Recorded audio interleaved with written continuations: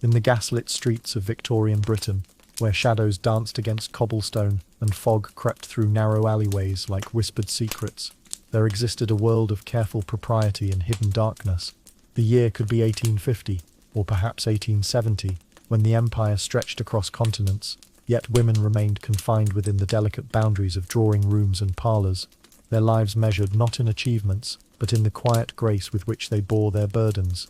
Picture, if you will, the soft glow of oil lamps casting amber light across wallpapered walls, where portraits of stern ancestors gazed down upon scenes of domestic tranquility that masked a more complex truth. In these homes, beneath layers of silk and propriety, something far more sinister was taking root than anyone could have imagined. It was not a plague that announced itself with dramatic symptoms, nor a curse that struck suddenly in the night, but rather a slow, almost imperceptible transformation that crept through the very medicine cabinets that promised healing and comfort.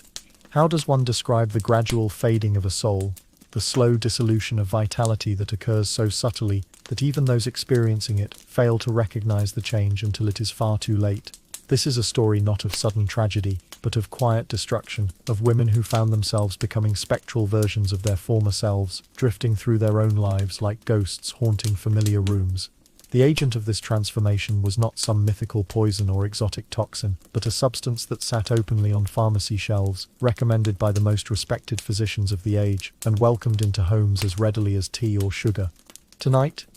as you settle into the comfort of your bed, allow yourself to drift back through time, to walk the shadowed corridors of Victorian England, where gaslight flickered against windows, and the rustle of taffeta whispered secrets that history has only recently begun to understand. This is the tale of laudanum, the sweet poison that promised relief, but delivered a different kind of captivity entirely, and of the women who found themselves caught in its gentle, deadly embrace. The story begins, as many Victorian tales do, with the best of intentions and the cruel irony of progress that sometimes leads us further from the light rather than toward it.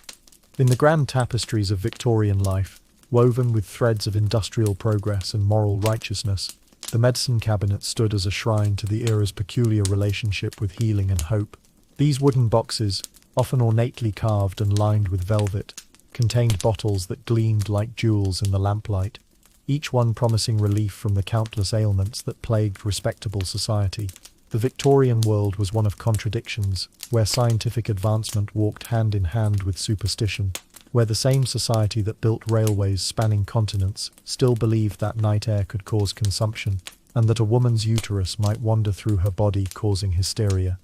Within these medicine cabinets, arranged with the same careful attention as a lady's jewelry collection, stood an array of remedies that would seem both miraculous and terrifying to modern eyes. There were bottles of calomel, a mercury compound prescribed for everything from toothaches to yellow fever, their labels promising swift relief while delivering slow poisoning. Arsenic wafers sat alongside bottles of radium water, both marketed as tonics for vitality and beauty, their radioactive glow considered a sign of their healing power rather than their danger.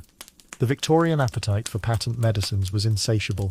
fed by a culture that demanded quick fixes for complex problems and believed implicitly in the authority of anyone who could print convincing advertisements in the daily papers. These were the days when cocaine was sold as a remedy for toothache and melancholy, when heroin was marketed as a non-addictive alternative to morphine, and when the distinction between medicine and poison was often nothing more than a matter of dosage and marketing. In the parlours of respectable homes, ladies would gather to discuss not only the latest fashions and social gossip, but also their various remedies and treatments, sharing recommendations for tinctures and powders with the same enthusiasm they might reserve for discussing a particularly effective dressmaker. The culture of self-medication was not born of desperation but of affluence, of a society wealthy enough to experiment with exotic substances and confident enough in its superiority to believe that any problem could be solved with the right combination of chemicals and moral fortitude.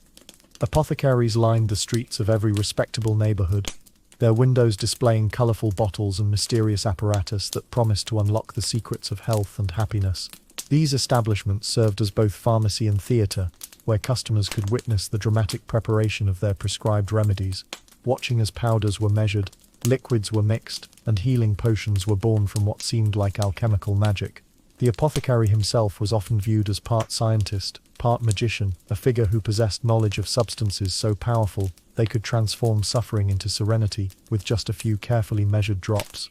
The Victorian fascination with exotic remedies, extended far beyond the practical need for pain relief, becoming instead a reflection of the era's complex relationship with suffering itself. In a society that prized stoic endurance, yet promised technological solutions to every human problem, the medicine cabinet became a symbol of hope, that one need not endure discomfort when relief could be purchased as easily as a loaf of bread. This was the cultural soil in which laudanum would take root and flourish, finding not resistance but eager acceptance among those who saw no contradiction between moral righteousness and chemical assistance.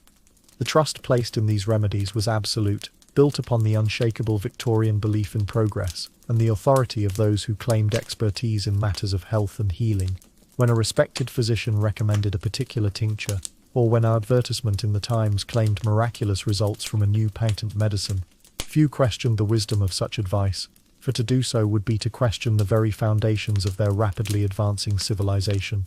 Among all the mysterious substances that lined the shelves of Victorian medicine cabinets, none was more revered, more trusted, or more catastrophically misunderstood than the dark, amber liquid known as laudanum. This seemingly innocent tincture, with its pleasant name derived from the Latin word meaning to be praised, represented the perfect embodiment of Victorian medicine's greatest triumph and its most devastating failure, a substance that promised to deliver users from their earthly sufferings while slowly, inexorably, delivering them into a far more insidious form of bondage. Laudanum was not merely a medicine, but a carefully crafted potion, a marriage of opium and alcohol that created something far more potent and seductive than either substance alone could achieve. The opium, derived from the milky sap of poppies grown in the distant fields of India and Turkey, brought with it the ancient promise of relief from pain and the temporary erasure of life's sharp edges. The alcohol, often fine wine or spirits, served not only as a preservative, but as a delivery system that made the bitter opium palatable and increased its absorption into the bloodstream, creating a synergy that multiplied the effects of both components. The preparation of laudanum was considered something of an art form among apothecaries, each believing their particular recipe to be superior to all others. Some preferred Turkish opium for its potency, while others swore by the smoother effects of Indian varieties. The alcohol component might be sherry for the wealthy, brandy for those who could afford luxury, or simple grain alcohol for the more economical preparations. Regardless of the specific ingredients, the result was always the same: a dark, slightly viscous liquid that tasted of bitter herbs and strong spirits, and which carried within it the power to transform suffering into serenity with remarkable speed and efficiency.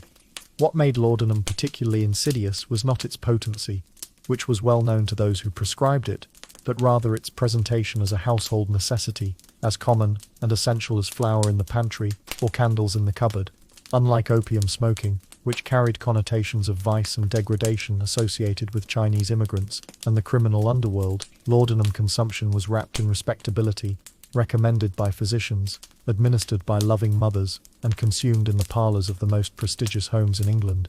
The marketing of laudanum was a masterpiece of Victorian rhetoric, emphasizing not its narcotic properties, but its role as a gentle soother of life's inevitable discomforts. Advertisements spoke of its ability to calm restless nerves, to ease the pain of childbirth, to provide peaceful sleep to those tormented by insomnia or anxiety. It was presented as medicine in its purest form, a substance that could restore the natural harmony that modern life seemed determined to disrupt. The fact that it contained opium was not hidden, but neither was it emphasized, for opium itself was not yet understood to be the dangerous substance that later generations would recognize.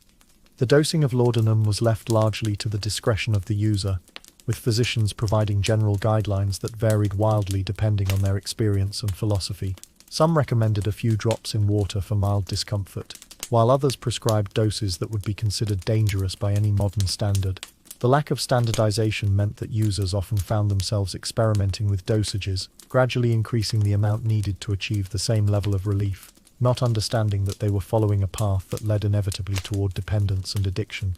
The physical effects of laudanum were seductive in their gentleness, beginning with a warm sensation that spread through the body like honey dissolved in heated wine. Pain would recede not with the sudden shock of modern painkillers, but with a gradual fading that felt natural and peaceful. Anxiety would melt away, replaced by a profound sense of well-being that seemed to restore the user's faith in the goodness of existence itself. Sleep, when it came, was deep and dreamless, offering refuge from the countless worries that plagued the Victorian mind with its constant awareness of mortality and moral failing. But laudanum's true genius lay not in its immediate effects, powerful though they were, but in its ability to make itself seem indispensable to those who used it regularly. Unlike the dramatic intoxication produced by excessive alcohol, laudanum created a state of calm functionality that allowed users to maintain their daily routines while gradually becoming more dependent on the substance for emotional and physical stability. This was not the obvious degradation associated with other forms of drug abuse, but rather a subtle transformation that could occur over months or years without anyone,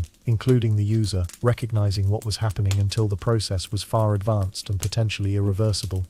The sweet poison had found its perfect victims in a society that valued appearance over substance, that demanded emotional control above authentic expression, and that placed its faith in chemical solutions to spiritual problems, creating the ideal conditions for a form of addiction that would spread through Victorian society like a plague disguised as a blessing. In the carefully orchestrated world of Victorian womanhood, where every gesture was measured against impossible standards of grace, and every emotion was expected to be contained within acceptable boundaries, laudanum found its most tragic and numerous victims among those who were already struggling under the weight of society's expectations. The Victorian woman existed in a state of perpetual contradiction, praised for her moral superiority while denied any meaningful authority, celebrated for her sensitivity while expected to endure suffering in silence, and valued for her beauty while being slowly poisoned by the very substances that promised to preserve it. The cult of Victorian femininity demanded that women embody an almost supernatural level of patience, virtue, and emotional stability, while simultaneously acknowledging that their delicate constitutions made them susceptible to a vast array of mysterious ailments that seemed to have no parallel in the male experience. Hysteria, that catch-all diagnosis that could encompass everything from depression to intellectual curiosity, was considered as much a part of the female condition as monthly cycles or the capacity for nurturing. In this environment, laudanum was not seen as a dangerous narcotic, but as a necessary tool for helping women fulfill their ordained roles despite the inherent fragility of their natures. The prescription of laudanum to women was often framed in terms of moral necessity, rather than medical expediency, with physicians arguing that a calm, laudanum-soothed woman was better able to serve as the moral center of her household than one who might succumb to the various nervous disorders that seem to plague the feminine temperament. A wife who took her daily dose of laudanum was more likely to greet her husband with a serene smile, more capable of managing household crises without unseemly emotional display, and more able to provide the kind of steady, nurturing presence that Victorian ideology demanded of mothers and wives. The social rituals surrounding laudanum use among women reflected the substance's integration into the fabric of respectable society, with ladies sharing remedies and dosing advice as naturally as they might discuss recipes or child-rearing techniques. In drawing rooms across England, conversations about laudanum preparations became as common as discussions of the weather, with women comparing the effectiveness of different apothecaries' formulations and sharing stories of relief from various ailments with the same casual intimacy they might bring to discussions of domestic management or social obligations. The medical establishment of the Victorian era viewed women's widespread use of laudanum not as a growing epidemic of addiction, but as a natural and necessary accommodation to the unique challenges faced by the feminine constitution in an increasingly complex and demanding world. Physicians spoke of laudanum as they might discuss any other household remedy, recommending it for conditions ranging from menstrual discomfort to the emotional turbulence associated with childbirth, from the nervousness that seemed to accompany intellectual activity to the melancholy that was considered an almost inevitable consequence of feminine sensitivity. The gradual transformation that laudanum wrought upon its female users was so subtle and so consistent with existing beliefs about feminine frailty that it often went unrecognized even by those closest to the women experiencing it. A wife who had once been energetic and engaged might slowly withdraw into a dreamy passivity that was praised as increased serenity and spiritual refinement. A mother who had once been actively involved in her children's education might gradually delegate more responsibilities to governesses and tutors, a change that was interpreted as appropriate delegation rather than growing incapacity. The physical changes that accompanied long-term laudanum use were similarly misinterpreted through the lens of Victorian assumptions about feminine beauty and delicacy. The pale complexion that resulted from reduced circulation was seen as fashionable refinement. The weight loss that accompanied decreased appetite was praised as ethereal beauty, and the dreamy detachment that characterized chronic users was interpreted as spiritual elevation above the crude concerns of material existence. In a society that valued appearance over substance and preferred symptoms that could be romanticized rather than confronted directly, laudanum addiction presented itself in ways that seemed to confirm rather than challenge existing beliefs about the nature of refined womanhood. The tragic irony of women's relationship with laudanum lay in the fact that a substance prescribed to help them better fulfill their social roles gradually rendered them less capable of authentic human connection and meaningful participation in their own lives. The emotional numbing that laudanum provided might have made it easier to endure the restrictions and disappointments of Victorian womanhood, but it also made it impossible to experience the genuine joy, love, and satisfaction that might have made those restrictions bearable or even meaningful. The medicine that promised to enhance their capacity for domestic happiness instead slowly dissolved their ability to feel anything deeply, creating a generation of women who moved through their lives like sleepwalkers, present in body but increasingly absent in spirit, their authentic selves buried beneath layers of pharmaceutical fog that grew denser with each passing day. The transformation from vibrant woman to ghostly presence did not happen overnight, but rather unfolded like a slow-motion tragedy played out over months and years, so gradual that even those witnessing it might mistake the changes for natural evolution rather than chemical degradation. The process began subtly, with small alterations in behavior and appearance that could easily be attributed to the natural progression of age, the stresses of domestic life, or the refinement that was supposed to come with spiritual maturity and social experience. In the early stages of regular laudanum use, the changes might even seem beneficial, as the chronic anxiety that plagued so many Victorian women gave way to a newfound serenity that allowed them to navigate social situations with unprecedented calm and grace. The sharp edges of personality that might have caused friction in social interactions became softened, creating women who seemed to embody the Victorian ideal of gentle, accommodating femininity with effortless perfection. Friends and family members often remarked on how peaceful and content these women appeared, how they seemed to have found some secret to happiness that eluded others struggling with the same domestic and social pressures. But as weeks turned to months, and the body's tolerance to opium increased, requiring ever larger doses to achieve the same effects, the changes became more pronounced and less easily dismissed as positive developments. The healthy flush that had once coloured cheeks began to fade, replaced by a translucent pallor that gave the skin an almost ethereal quality, as if the woman were slowly becoming transparent, her vital essence gradually withdrawing from the physical world. The bright spark that had once animated her eyes grew dim and distant, replaced by a dreamy unfocus that suggested her attention was perpetually directed towards some internal landscape invisible to others. The physical deterioration followed predictable patterns that were so consistent they might have served as a diagnostic guide had anyone been paying attention to the connections between symptom and cause. Appetite diminished as the stomach's natural rhythms were disrupted by the constant presence of opiates, leading to a weight loss that was often praised as fashionable slenderness, even as it represented the body's slow starvation. Sleep patterns became erratic, with users experiencing periods of profound unconsciousness alternating with stretches of restless wakefulness, their natural circadian rhythms replaced by the artificial cycles imposed by their medication schedule. The hands, once steady and capable, began to develop a subtle tremor that worsened when the time between doses stretched too long, making fine needlework difficult and causing teacups to rattle against saucers in ways that betrayed the user's increasing dependence, even when she tried to hide it. The voice, once clear and strong, became softer and more hesitant, as if the effort of projecting thoughts into the external world required more energy than the user could consistently muster. Perhaps most tragically, the emotional capacity that had once allowed these women to form deep connections with their husbands, children, and friends became progressively dulled, as if their feelings were reaching them through layers of cotton wool that muffled both joy and sorrow, until all emotional experience became flat and distant. A mother might look upon her children with benevolent indifference rather than passionate love, finding herself unable to summon the energy for either fierce protection or tender nurturing. A wife might listen to her husband's concerns or celebrations with polite attention, but no genuine emotional engagement. Her responses appropriate but hollow, delivered from a place of social conditioning rather than authentic feeling.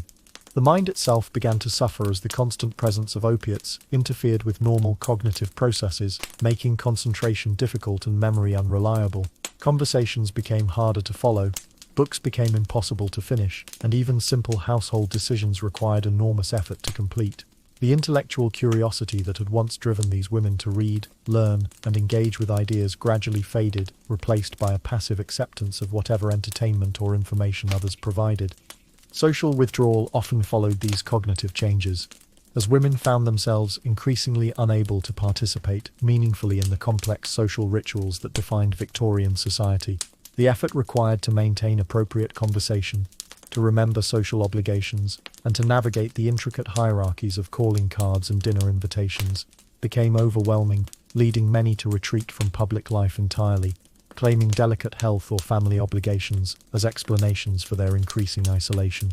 The most heartbreaking aspect of this transformation was often the user's own awareness of what was happening to them, combined with their complete inability to stop the process, or even to understand its true cause. Many women experienced moments of clarity in which they recognized how different they had become, how distant they felt from their former selves. But these insights were typically attributed to natural changes in temperament or spiritual growth, rather than to the effects of their daily medication.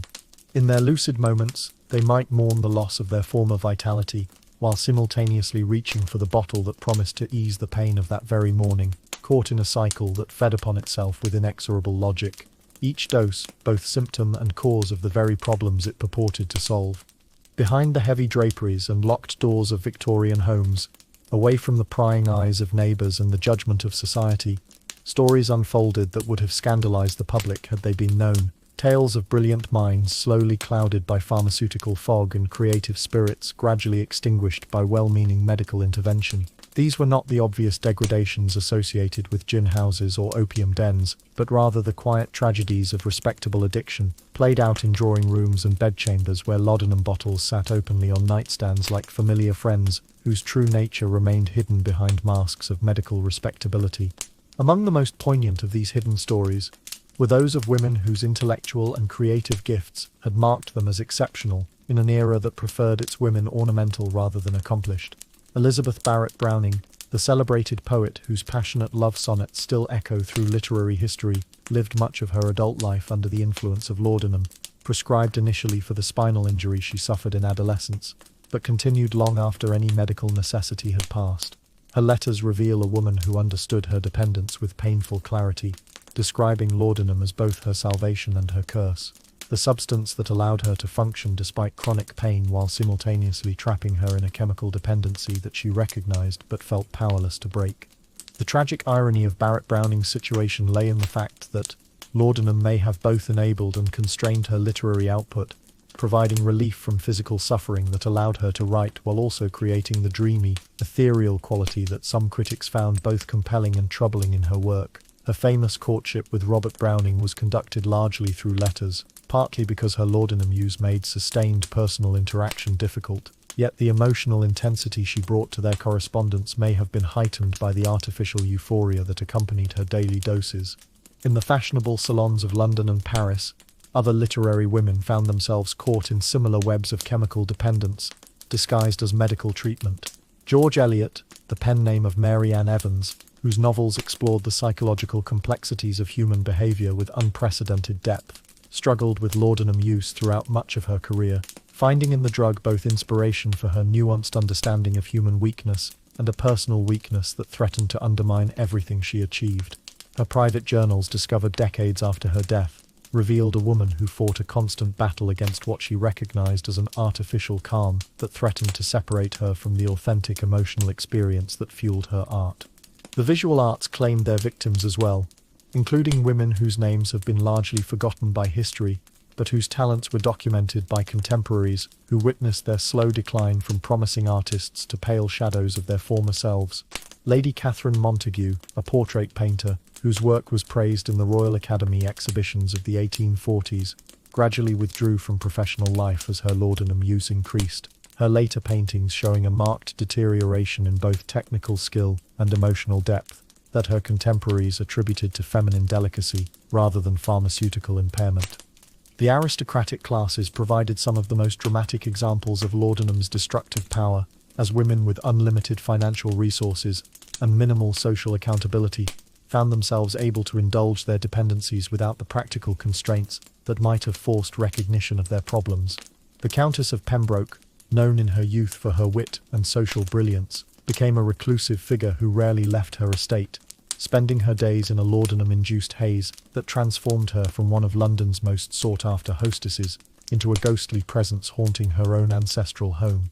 These aristocratic victims often became inadvertent enablers of addiction in others, as their social influence made laudanum use seem not only acceptable but fashionable among women who aspired to emulate their lifestyle. When the Duchess of Marlborough was observed taking her daily laudanum dose as casually as others might sip tea, it sent a message throughout society that such behavior was not only normal, but perhaps even refined, a mark of sophisticated self-care rather than dangerous self-medication.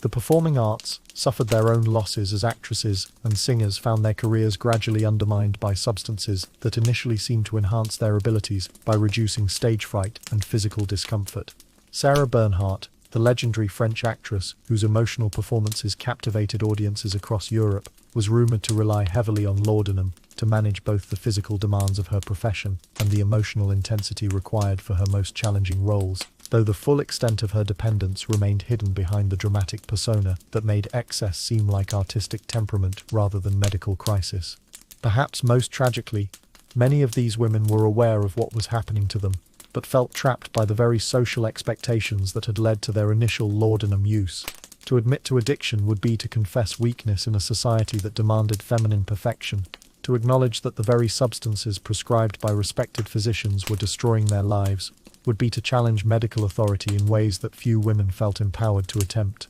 Instead, they often collaborated in their own destruction, maintaining the fiction that their increasing withdrawal and deterioration were signs of refined sensitivity rather than chemical dependence, protecting the reputations of both themselves and their physicians at the cost of their own recovery and sometimes their lives.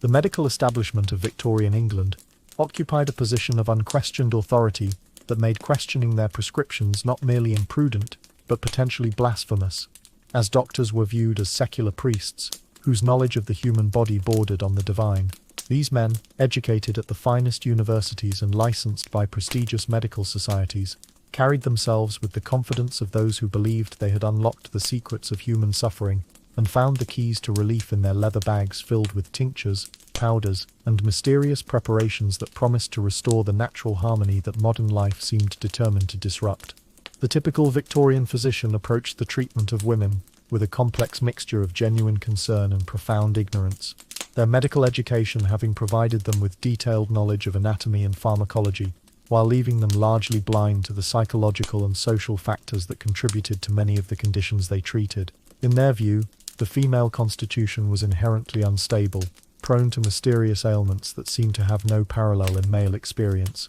and therefore required constant medical supervision and intervention to maintain even basic functionality within the domestic sphere.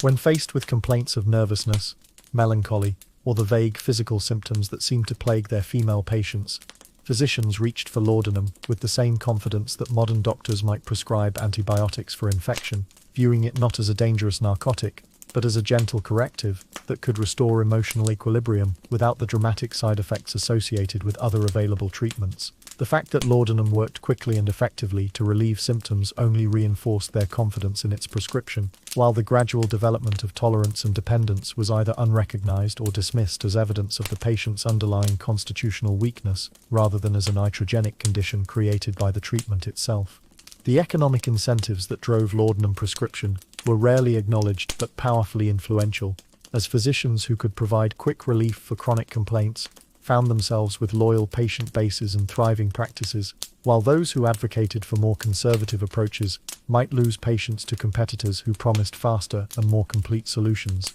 The patent medicine industry had created a marketplace in which consumers expected immediate results, and physicians who failed to deliver such results risked being seen as incompetent or insufficiently modern in their approach to healing. Dr. Thomas Sydenham, one of the most respected physicians of his era and an enthusiastic advocate for laudanum use, famously declared that he would be reluctant to practice medicine without opium, comparing its importance to that of bread in sustaining human life. His influential writings promoted laudanum as a universal remedy, suitable for a vast range of conditions, from the physical pain of childbirth to the emotional turmoil associated with grief or disappointment. Sydenham's authority was so great that his recommendations were adopted wholesale by physicians throughout the English-speaking world, creating a medical culture in which laudanum prescription became not just common, but expected in the treatment of female complaints.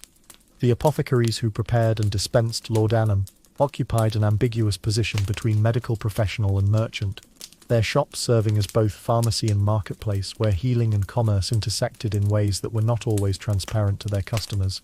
These men, who often lacked formal medical training but possessed extensive knowledge of pharmaceutical preparations, found laudanum to be among their most profitable products, as its effectiveness in providing relief ensured repeat customers who returned with increasing frequency as their tolerance developed and their need for the substance grew. The relationship between physician and apothecary created opportunities for mutual benefit that sometimes put profit ahead of patient welfare, as doctors who prescribed laudanum liberally could count on grateful patients and cooperative pharmacists, while apothecaries who prepared particularly potent or pleasant-tasting formulations could attract customers away from their competitors. The lack of regulation in this relationship meant that patients often received much stronger preparations than their physicians intended, or found themselves encouraged to increase dosages by apothecaries who benefited financially from higher consumption levels. The medical literature of the Victorian era reveals a profession struggling with the contradiction between their scientific training and their limited understanding of addiction as a medical phenomenon,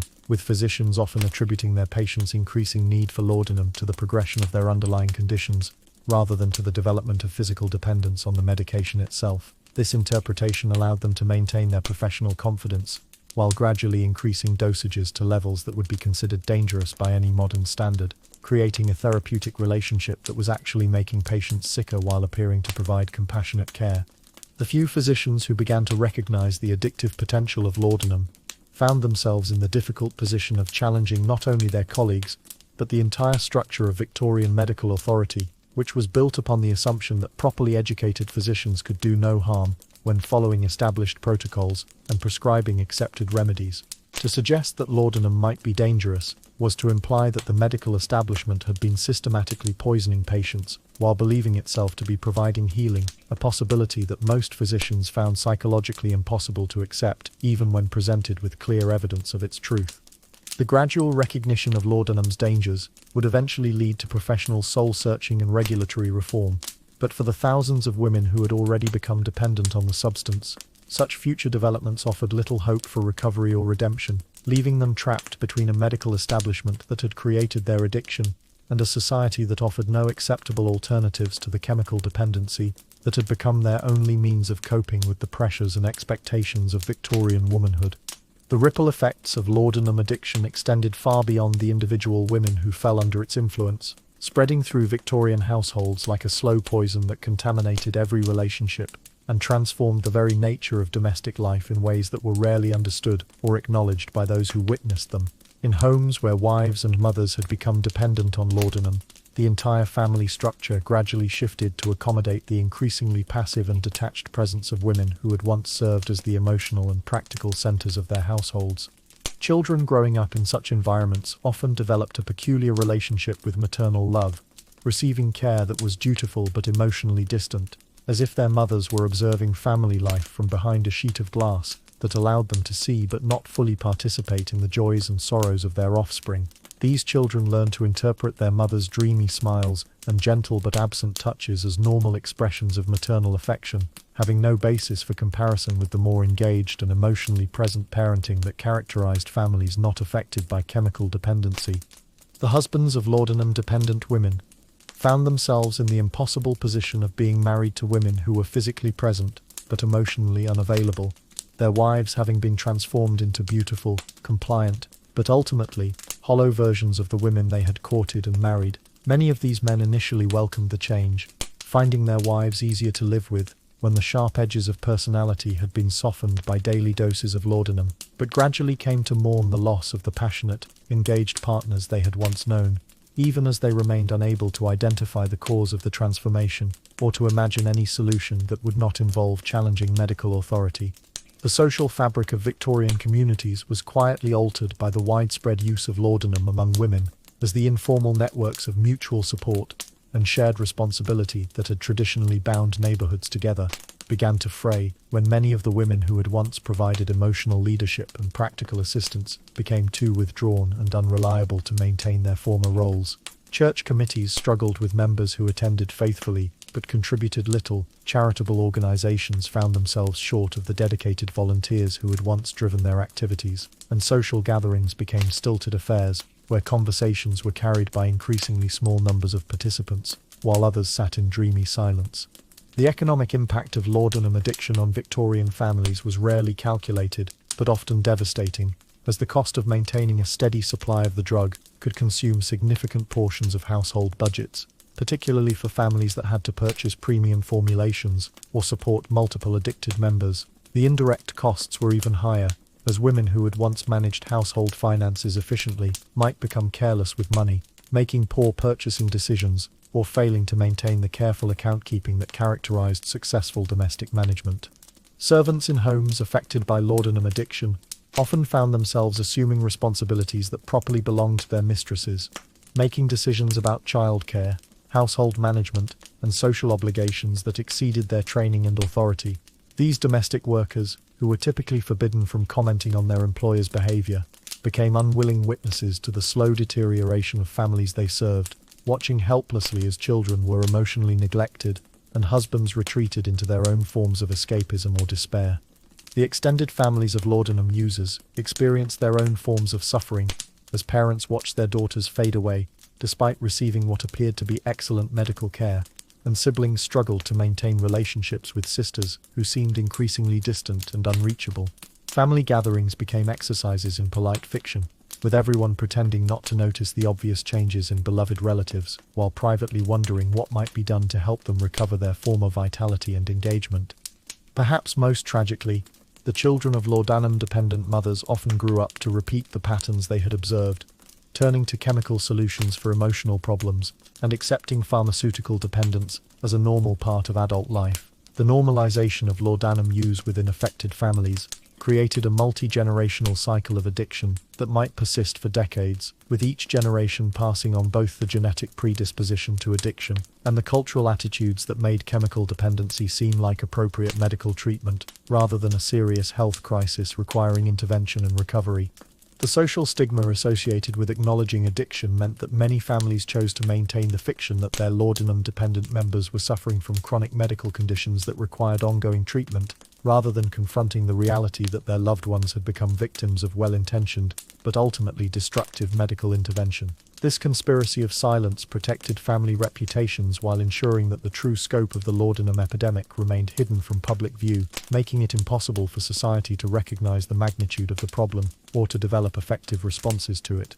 The awakening to laudanum's true nature came not through dramatic revelation, but through the gradual accumulation of evidence that even the most reluctant observers could no longer ignore. A slow recognition that stretched across decades as physicians, families, and society itself began to confront the uncomfortable truth that what had been praised as medical progress had actually created a generation of women trapped in chemical dependency that masqueraded as therapeutic treatment. The first stirrings of awareness came from within the medical profession itself, as younger physicians trained in emerging scientific methods began to question the casual prescription of substances whose mechanisms of action were poorly understood and whose long-term effects had never been systematically studied. These reformers faced enormous resistance from established practitioners who had built their reputations on the successful treatment of female nervous disorders with laudanum, and who viewed criticism of their methods as attacks on both their professional competence and their personal integrity. Dr. Norman Kerr, one of the early pioneers in addiction medicine, began documenting cases of what he termed laudanum habituation in the 1870s, carefully recording the progression of symptoms and the relationship between dosage and dependency in ways that made the addictive nature of the substance undeniable to any objective observer. His clinical notes revealed patterns of tolerance, withdrawal, and compulsive use that matched what was already known about alcohol addiction. But his findings were initially dismissed by colleagues who preferred to interpret increasing laudanum requirements as evidence of progressive disease rather than iatrogenic addiction. The temperance movement, which had focused primarily on alcohol abuse, gradually expanded its scope to include what activists termed medical intemperance, drawing connections between the obvious social problems caused by alcohol addiction and the more subtle but equally destructive effects of pharmaceutical dependency. Women who had recovered from laudanum addiction became some of the most effective advocates for reform, using their personal experiences to illustrate the dangers of substances that were still being prescribed routinely by respected physicians. Frances Willard, the influential leader of the Women's Christian Temperance Union, began speaking publicly about the connection between laudanum use and what she termed the gradual destruction of feminine virtue, arguing that women who had become chemically dependent were no longer capable of fulfilling their moral obligations to their families and communities. Her speeches, which combined moral outrage with detailed descriptions of addiction's effects, began to shift public opinion about the acceptability of regular laudanum use among respectable women. The emerging field of psychology contributed to the growing understanding of addiction as a medical rather than moral phenomenon, with early practitioners like William James documenting the psychological mechanisms that drove compulsive drug use and demonstrating that addiction could affect individuals of any social class or moral character. This scientific approach helped to reduce the stigma associated with addiction, while simultaneously making it clear that laudanum dependency was a serious medical condition requiring specialized treatment rather than simple moral reformation. Regulatory reform came slowly and often faced fierce opposition from pharmaceutical manufacturers who had built profitable businesses around laudanum sales, as well as from physicians who viewed government interference in medical practice as a dangerous precedent that threatened professional autonomy. The Pure Food and Drug Act of 1906 in the United States required labeling of patent medicines containing opium, making it impossible for consumers to remain ignorant of what they were consuming, while similar legislation in Britain began to restrict the casual sale of opium-containing preparations. The establishment of specialized treatment facilities for drug addiction marked a significant shift in medical thinking about laudanum dependency, acknowledging for the first time that recovery required more than simple willpower or moral reformation. These early treatment centers, often run by physicians who had themselves experienced addiction, developed techniques for gradual withdrawal that minimized the physical and psychological trauma associated with stopping laudanum use after years of dependency. The social reform movements of the early 20th century embraced the cause of laudanum addiction as part of their broader campaign for women's rights and social justice, arguing that the widespread pharmaceutical dependency among women represented a form of systemic oppression that had been disguised as medical care. These activists worked to create support networks for women in recovery, while simultaneously pushing for legal and medical reforms that would prevent future generations from falling victim to the same chemical trap that had ensnared their predecessors. The recognition of laudanum's dangers ultimately led to fundamental changes in medical education and practice, with new emphasis placed on understanding the mechanisms of drug action and the potential for therapeutic substances to cause harm even when used as directed. The tragedy of the laudanum epidemic served as a cautionary tale that influenced medical thinking about addiction for generations, contributing to the development of more sophisticated approaches to pain management and psychological treatment that balanced therapeutic benefit against the risk of dependency. However, for the thousands of women who had already spent years or even decades under laudanum's influence, these reforms came too late to restore what had been lost, leaving them to navigate recovery in a world that had finally recognized their condition, but could offer little to heal the damage that had been done to their bodies, minds, and relationships during the long years of their pharmaceutical captivity.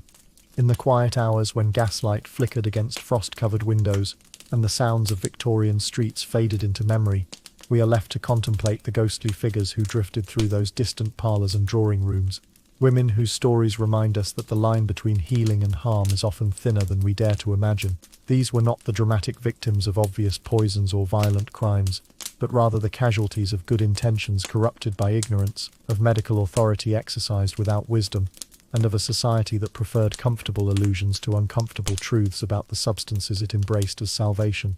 The laudanum epidemic of Victorian England stands as a testament to humanity's eternal struggle with pain, both physical and emotional, and our willingness to embrace chemical solutions that promise relief without demanding the more difficult work of addressing underlying causes or accepting the inherent suffering that accompanies conscious existence. In those amber bottles that once sat so innocuously on medicine cabinet shelves lay a crystalline example of how quickly blessing can transform into curse when we mistake the numbing of symptoms for actual healing. The women who fell under laudanum's spell were not weak or morally deficient, but rather victims of a cultural moment that demanded impossible perfection while offering false remedies for genuine distress. Their pale faces and distant eyes reflected not personal failure, but systemic blindness, the collective inability of an entire civilization to recognize that what it had labeled as progress was actually a form of slow-motion tragedy, played out in countless individual lives.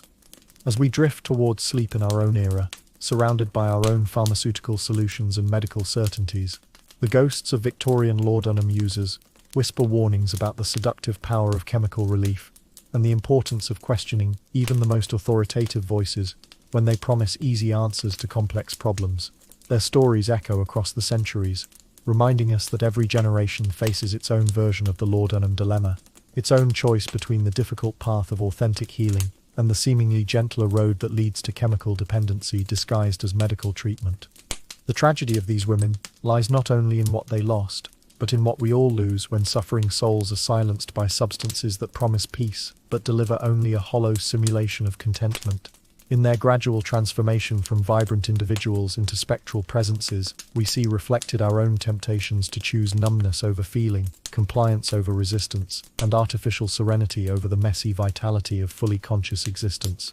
Tonight, as you surrender to sleep's natural embrace, remember the Victorian women who sought rest in amber bottles and found instead a different kind of unconsciousness, one that lasted not for hours but for years, separating them from their own lives as effectively as death itself. Their stories serve as both warning and tribute, honoring the complexity of human suffering, while reminding us that true healing requires courage to face pain directly rather than cleverness in avoiding it through chemical means. In the end, the laudanum ghosts of Victorian England achieved a kind of immortality through their tragedy, their pale figures preserved in history as reminders that every medical miracle contains within it the seeds of medical disaster, and that the price of pharmaceutical relief is eternal vigilance against the very real possibility that our cures may prove more devastating than the diseases they were designed to address. Let their whispered warnings follow you into dreams, carrying with them the hard-won wisdom that sometimes the most dangerous poisons come disguised as the gentlest medicines, and that the road to recovery begins with the courage to see clearly what we have been trained to ignore, no matter how uncomfortable that recognition might prove to be. Sleep well, but sleep aware, knowing that consciousness, even when it brings discomfort, remains our most precious possession, and that any substance that promises to improve upon the natural rhythms of human experience should be approached with the same caution we would bring to any other potentially dangerous but seductively beautiful creation of human ingenuity and desperate hope. The influence of laudanum extended far beyond the shores of Britain,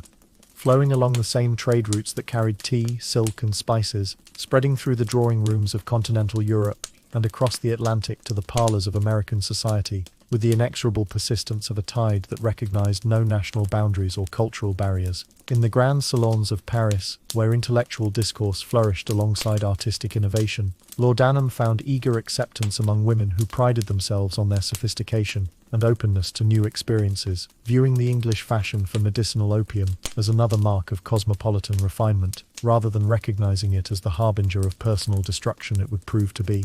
The French approach to laudanum differed subtly but significantly from its English counterpart, reflecting cultural attitudes that were more openly accepting of pharmaceutical experimentation and less constrained by the rigid moral frameworks that governed British society. French physicians, influenced by the rationalist tradition that had shaped their medical education, prescribed laudanum with the same clinical detachment they brought to other therapeutic interventions, while French women embraced it with the same intellectual curiosity they applied to literature, philosophy, and the arts. This combination of medical authority and cultural openness created conditions that were, if anything, more conducive to widespread addiction than those that prevailed in Britain, as the moral constraints that might have limited laudanum use were replaced by scientific justifications that made heavy consumption seem not only acceptable but intellectually sophisticated.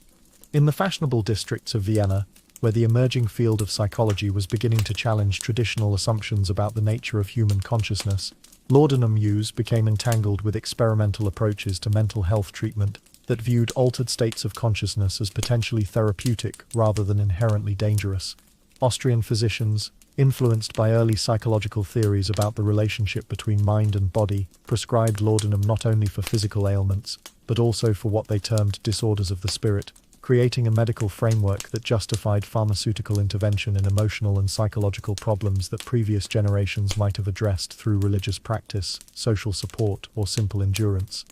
The German states, with their tradition of rigorous academic medicine and systematic approach to pharmaceutical research, initially resisted the casual laudanum prescription that characterized medical practice in other European countries, but gradually succumbed to the same pressures that had driven adoption elsewhere as German physicians observed the apparent success of their foreign colleagues in treating difficult cases of female nervous disorders. The German medical literature of the period reveals a profession struggling with the contradiction between their scientific training and the obvious effectiveness of laudanum in providing rapid relief for chronic complaints, ultimately resolving this tension by developing elaborate theoretical frameworks that justified opium use as a legitimate medical intervention, rather than acknowledging it as a form of chemical dependency that happened to produce temporarily beneficial results.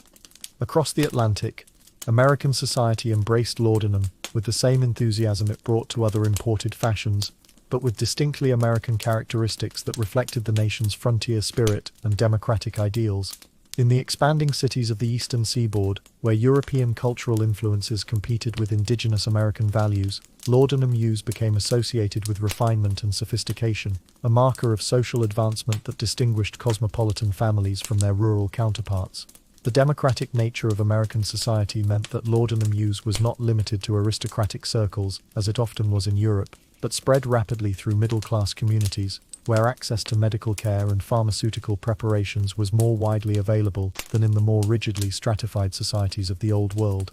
The American frontier presented unique challenges and opportunities for laudanum distribution, as the isolation and hardship of frontier life created demand for easily transportable medicines that could provide relief from the physical and emotional stresses of pioneer existence. Traveling medicine shows carried laudanum preparations to remote settlements where formal medical care was unavailable, marketing their products not as sophisticated European remedies, but as essential tools for survival in harsh environments where conventional comfort and support systems were absent. The result was a pattern of laudanum use that was often more desperate and less socially regulated than its European counterpart, with frontier women turning to pharmaceutical solutions for problems that their urban sisters might have addressed through social networks, religious communities, or professional medical care.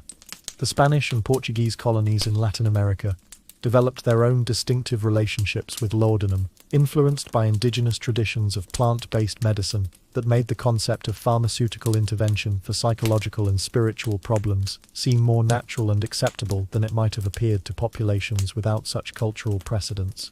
Colonial physicians, often trained in European medical schools, but practicing in environments that demanded adaptation to local conditions and cultural expectations, found laudanum to be an invaluable tool for treating the complex mixture of physical ailments and psychological distress that characterized colonial life, particularly among European women struggling to adapt to unfamiliar climates, social conditions, and cultural contexts. The international nature of laudanum addiction created networks of shared experience and mutual influence that transcended national boundaries, as wealthy families traveled between European capitals and across the Atlantic, carrying with them both their pharmaceutical dependencies and their cultural attitudes toward chemical solutions for human problems. Letters and diaries from the period reveal extensive correspondence between laudanum-dependent women in different countries, sharing experiences, comparing treatment approaches, and providing mutual support for dependencies that they often could not discuss openly within their own social circles. The diplomatic communities that maintained international relationships during this period became inadvertent vectors for the spread of laudanum culture, as embassy families and international merchants carried both the substance itself and the social attitudes that surrounded its use from one country to another. The cosmopolitan nature of diplomatic society, with its emphasis on sophisticated medical care and access to the finest European preparations, made laudanum use seem not only acceptable, but almost obligatory for women who wished to maintain their health and social standing while navigating the demands of international society. Perhaps most tragically, the international spread of laudanum addiction created a generation of women who shared a common experience of chemical dependency, despite living in different countries and speaking different languages, united by their gradual transformation from vibrant individuals into the ghostly figures that haunted drawing rooms from London to St. Petersburg, from Paris to Philadelphia. These women, separated by geography and culture, but connected by their shared reliance on the same amber liquid, became unwitting participants in what may have been history's first truly international epidemic of pharmaceutical addiction, a silent tragedy that played out simultaneously across multiple continents without any recognition of its scope or coordination of response. The children born into this international culture of laudanum dependency inherited not only the genetic predispositions that made them vulnerable to addiction, but also the cultural attitudes and social practices that normalized chemical solutions to life's inevitable challenges, creating a generation that would carry the effects of their mother's pharmaceutical habits far into the future, long after the laudanum bottles had been cleared from medicine cabinets and the immediate crisis had passed into historical memory. Among the most heartbreaking casualties of the laudanum epidemic were the children who grew up in households where pharmaceutical dependency had become as routine as morning tea or evening prayers, their earliest memories colored by the subtle but pervasive influence of mothers who were physically present but emotionally unavailable, their attention perpetually divided between the immediate demands of child-rearing and the internal landscape created by their daily doses of opium-laced medicine. These children learned to interpret love through the filter of chemical alteration, receiving affection that was gentle but distant, care that was dutiful but lacking in the spontaneous warmth that characterizes healthy parent-child relationships. The developmental impact of growing up with laudanum-dependent mothers was profound but often invisible, manifesting not in dramatic neglect or obvious abuse, but in the more subtle deprivations that result when children are raised by caregivers who are emotionally numbed and cognitively impaired by daily pharmaceutical use. These children often became unusually self-reliant at early ages, learning to manage their own emotional needs and practical concerns when their mothers proved incapable of providing consistent guidance or support. The result was a generation of children who appeared remarkably mature and capable, but who had been robbed of the opportunity to experience the security and unconditional love that healthy childhood development requires. The educational consequences of maternal laudanum use were particularly evident in families where mothers had traditionally played active roles in their children's intellectual development, serving as tutors, discussion partners, and intellectual mentors in an era when formal schooling was often limited or unavailable. Children whose mothers had become dependent on laudanum found themselves increasingly isolated from the rich intellectual stimulation that previous generations had taken for granted, as mothers who had once engaged enthusiastically in reading, discussion, and educational games became too cognitively impaired to maintain such activities with consistency or depth. The emotional development of these children was shaped by the peculiar combination of overprotection and neglect that characterized households where laudanum use had become normalized, as mothers who were too impaired to engage meaningfully with their children's emotional needs nonetheless became hypervigilant about potential physical dangers, perhaps unconsciously recognizing their own diminished capacity to respond appropriately to genuine crises. This combination created children who were simultaneously sheltered from normal childhood experiences and deprived of the emotional guidance they needed to develop healthy relationships and realistic assessments of risk and opportunity. Many children of laudanum-dependent mothers developed what might be recognized today as attachment disorders, forming relationships characterized by either excessive dependency or emotional detachment, having learned early in life that the adults responsible for their care could not be relied upon for consistent emotional availability or appropriate responses to their needs. These attachment difficulties often persisted into adulthood, creating patterns of relationship dysfunction that affected not only their marriages and friendships, but also their own capacity for successful parenting when they reached maturity. The social development of children raised in laudanum-affected households was often stunted by the isolation that accompanied their mother's increasing withdrawal from community life, as women who had once been active in church, charitable, and social organizations gradually reduced their participation, until their children had few opportunities to observe healthy adult interactions or to form relationships with adults outside their immediate families. This social isolation was particularly damaging for girls, who relied heavily on observing their mother's social interactions to learn the complex skills required for successful participation in Victorian society. The intergenerational transmission of addiction patterns was perhaps the most tragic consequence of childhood exposure to laudanum culture, as children who grew up viewing pharmaceutical dependency as normal adult behavior were significantly more likely to develop their own addictive relationships with alcohol, laudanum, or other substances when they encountered the stresses and challenges of adult life. The normalization of chemical solutions to emotional problems created a cognitive framework that made addiction seem like appropriate medical treatment, rather than recognizing it as a dangerous form of self-medication that ultimately exacerbated rather than resolved underlying difficulties. Some children of laudanum-dependent mothers became hypervigilant about pharmaceutical use, developing almost phobic responses to any form of medication as a result of witnessing the destructive effects of their mother's dependencies. While this hypervigilance sometimes protected them from developing addictions of their own, it also deprived them of legitimate medical treatment, when they genuinely needed pharmaceutical intervention, creating health problems that might have been easily addressed had they been able to maintain more balanced relationships with medical care.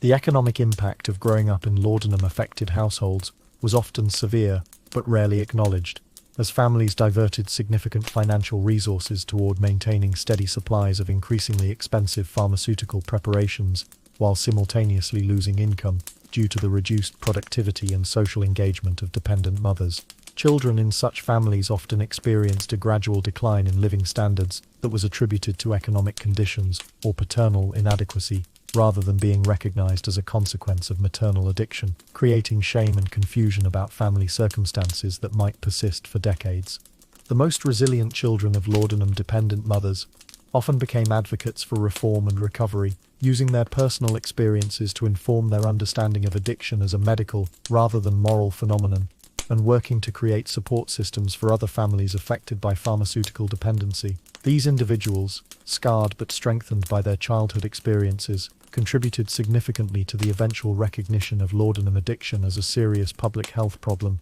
requiring systematic intervention rather than individual moral reformation. However, for every child who emerged from a laudanum-affected household with increased empathy and reformist zeal,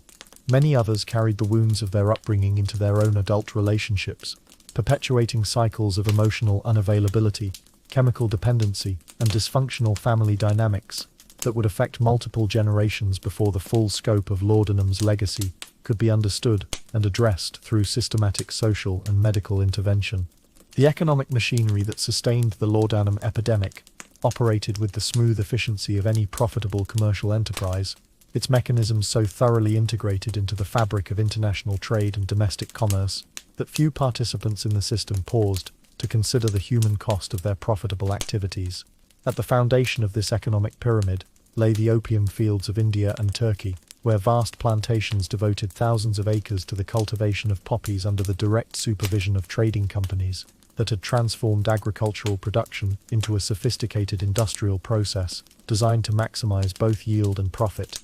The British East India Company, with its monopolistic control over Indian opium production, had developed cultivation techniques that could produce opium of consistent quality and potency, employing thousands of Indian farmers in a system that resembled feudal serfdom more than modern agricultural labor. These farmers, bound to the land by debt and tradition, devoted their lives to nurturing the poppies whose milky sap would eventually find its way into the medicine cabinets of respectable English homes, their labor forming the foundation of a trade network that generated enormous profits for European merchants, while keeping the actual cultivators in perpetual poverty. The transformation of raw opium into marketable laudanum required sophisticated knowledge of chemistry and pharmacology, skills that were carefully guarded trade secrets among the apothecaries and pharmaceutical manufacturers who controlled the preparation process. These artisans, working in laboratories that combined medieval alchemy with emerging scientific methodology, developed increasingly potent and palatable formulations that maximized both therapeutic effect and addictive potential,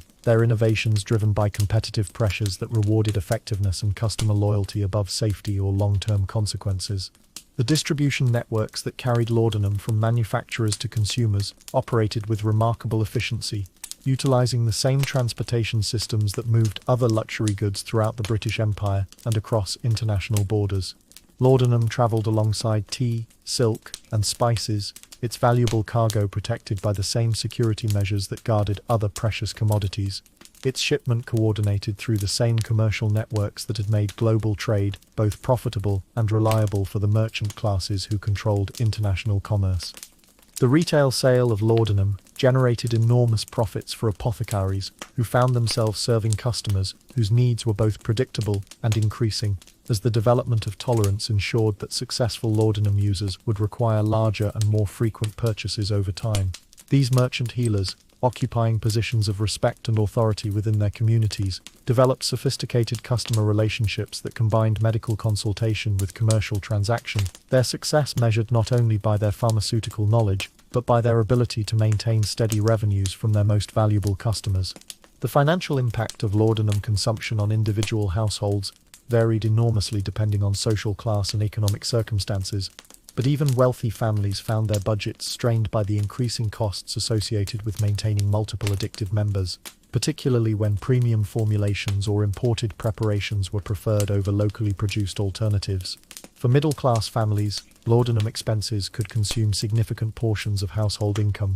forcing difficult choices between pharmaceutical needs and other family priorities, while working-class families affected by laudanum addiction often found themselves driven toward poverty by the inexorable financial demands of their dependencies. The insurance industry of the Victorian era gradually recognized laudanum addiction as a significant risk factor, affecting both life expectancy and financial stability, developing policy provisions that either excluded coverage for addiction-related health problems or charged premium rates for applicants whose medical histories suggested pharmaceutical dependency. This commercial recognition of addiction as a quantifiable risk factor represented one of the earliest systematic acknowledgements of laudanum use as a serious health problem, rather than simply an unfortunate personal weakness. The banking industry became inadvertently involved in the laudanum trade through their financing of pharmaceutical manufacturing, shipping, and retail operations, their loans and investments providing the capital necessary to expand production and distribution networks without necessarily requiring detailed knowledge of the human consequences of the products being financed. The financial success of laudanum-related enterprises made them attractive investments for institutions seeking reliable returns, creating economic incentives that encouraged expansion of production and marketing without corresponding attention to public health implications. The emergence of patent medicine companies as major commercial enterprises represented a significant evolution in the pharmaceutical industry, as entrepreneurs recognized the profit potential in branded laudanum preparations that could be marketed directly to consumers without requiring individual physician prescriptions. These companies invested heavily in advertising campaigns that promoted their products as superior to generic preparations, using testimonials, celebrity endorsements, and pseudo-scientific claims to build brand loyalty among customers who were often unaware that their preferred products contained the same basic ingredients as cheaper alternatives. The international nature of the laudanum trade created complex webs of economic dependency that extended far beyond the immediate participants in manufacturing and distribution, as entire regions devoted their economic resources to supporting various aspects of the trade, while remaining largely ignorant of the ultimate consequences of their activities. Shipping companies, banking institutions, advertising agencies, and countless other businesses found their prosperity tied to the continued success of the pharmaceutical industry, without necessarily understanding or accepting responsibility for the human cost of that success. The eventual recognition of laudanum addiction as a serious social problem created economic disruption throughout the industries that had grown up around pharmaceutical production and distribution, as regulatory changes and shifting public attitudes reduced demand for products that had once been considered essential household necessities. The transition from a laudanum-based medical economy to one that emphasized alternative treatments and addiction recovery required significant economic adjustment and created both winners and losers among the various businesses and individuals whose livelihoods had become dependent on the continued success of pharmaceutical commerce. The long-term economic legacy of the laudanum epidemic included not only the direct costs of addiction treatment and recovery programs, but also the indirect costs associated with reduced productivity, family dysfunction, and social disruption among populations that had been affected by widespread pharmaceutical dependency, costs that continued to accumulate long after laudanum itself had been recognized as dangerous and its casual use had been discontinued through regulatory intervention and changing medical practice. The stories of individual recovery from laudanum addiction provide some of the most compelling and instructive examples of human resilience in the face of chemical dependency, revealing both the extraordinary difficulty of overcoming established patterns of pharmaceutical use and the remarkable capacity for healing and renewal that characterized those rare individuals who managed to break free from their chemical bonds and rebuild their lives around more authentic sources of meaning and satisfaction. These recovery narratives, often documented in private letters and journals that were never intended for public consumption, offer intimate glimpses into the psychological and physical challenges faced by women attempting to reclaim their lives from substances that had gradually replaced their natural capacity for emotional regulation and physical comfort. Lady Margaret Ashworth, whose private correspondence survived in family archives, left a detailed record of her struggle to overcome a laudanum dependency that had developed over 15 years of regular use for what she had initially believed to be a temporary nervous condition following the death of her infant son. Her letters to her sister reveal a woman who recognized with painful clarity the extent to which laudanum had altered her personality and relationships, yet who found herself repeatedly defeated by the physical and emotional symptoms that accompanied her attempts to reduce her daily dosage. Her descriptions of withdrawal symptoms, which included severe anxiety, physical tremors, insomnia, and what she termed a darkness of spirit that makes death seem preferable to consciousness, provide vivid testimony to the physical reality of opium addiction and the courage required to confront it without medical support or social understanding. Ashworth's recovery process, which ultimately took more than 3 years of repeated attempts, setbacks, and gradual progress, illustrates both the difficulty of overcoming established addiction and the importance of finding alternative sources of meaning and purpose to replace the artificial stability provided by chemical dependency. Her letters document how she gradually rebuilt her capacity for genuine emotional experience by forcing herself to engage with activities and relationships that had once brought her joy, even when the initial attempts felt hollow and unsatisfying compared to the artificial contentment provided by laudanum. Her eventual success in achieving sustained recovery was attributed, in her own account, to her decision to become actively involved in charitable work that gave her a sense of purpose strong enough to compete with the immediate gratification offered by pharmaceutical relief. The recovery experience of Mrs. Elizabeth Hamilton, documented in medical case notes kept by Dr. James Morrison, one of the early pioneers in addiction treatment, reveals a different but equally challenging path toward freedom from laudanum dependency. Hamilton's case was complicated by the fact that her addiction had developed under medical supervision as treatment for chronic pain following a carriage accident, making it difficult for her to distinguish between legitimate medical need and psychological dependency.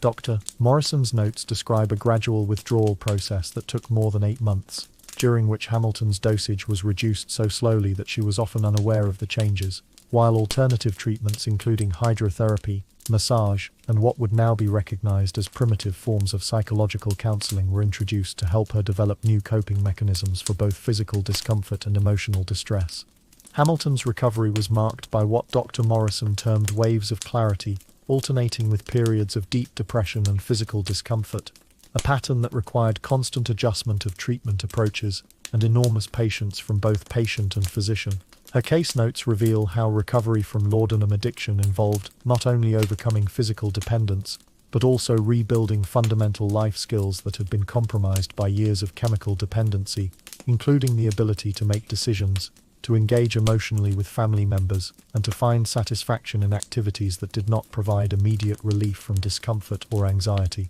The group recovery approach attempted by several reform-minded physicians involved bringing together women who were struggling with laudanum addiction to provide mutual support and shared accountability during the difficult process of withdrawal and recovery. Dr. Sarah Mackenzie, one of the few female physicians of the era who specialized in treating pharmaceutical addiction, organized weekly meetings where women could discuss their experiences, share strategies for managing withdrawal symptoms, and provide encouragement during particularly difficult periods. Her case notes suggest that women who participated in these group sessions had significantly higher success rates than those who attempted recovery in isolation, though the social stigma associated with admitting to addiction meant that many women who might have benefited from such support were unwilling to risk the public acknowledgement of their condition that group participation required.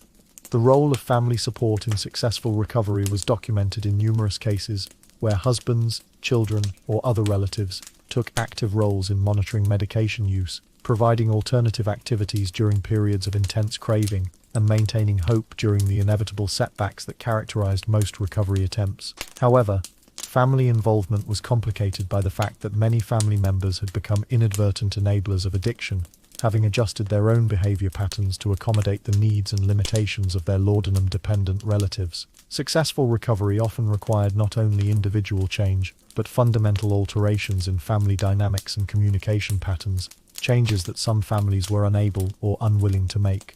The relapse rates among women attempting to recover from laudanum addiction were extremely high, with most individuals requiring multiple attempts before achieving sustained abstinence, if they achieved it at all. The case records that have survived suggest that fewer than 1 in 4 women who made serious attempts at recovery succeeded in maintaining abstinence for more than 2 years, and many of those who did achieve longer periods of sobriety experienced what might be recognized today as dry drunk syndrome, maintaining abstinence from laudanum, while continuing to exhibit many of the psychological and behavioral patterns associated with active addiction.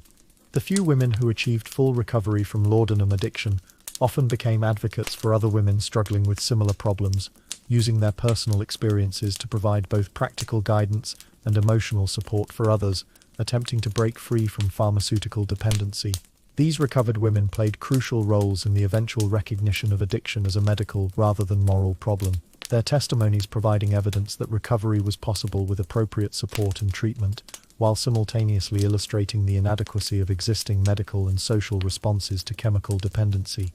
The long-term outcomes for women who achieved recovery from laudanum addiction varied enormously, with some experiencing complete restoration of their physical and emotional capacity, while others continued to struggle with health problems, relationship difficulties, and psychological symptoms that may have been either consequences of their years of addiction or underlying conditions that had contributed to their initial vulnerability to chemical dependency. The lack of systematic follow-up studies means that the true long-term prognosis for laudanum addiction recovery remains largely unknown, though the available evidence suggests that recovery was possible, but extremely difficult, and required sustained effort, social support, and often professional medical intervention that was rarely available during the height of the epidemic. Within the grand homes where laudanum addiction played out its quiet tragedies,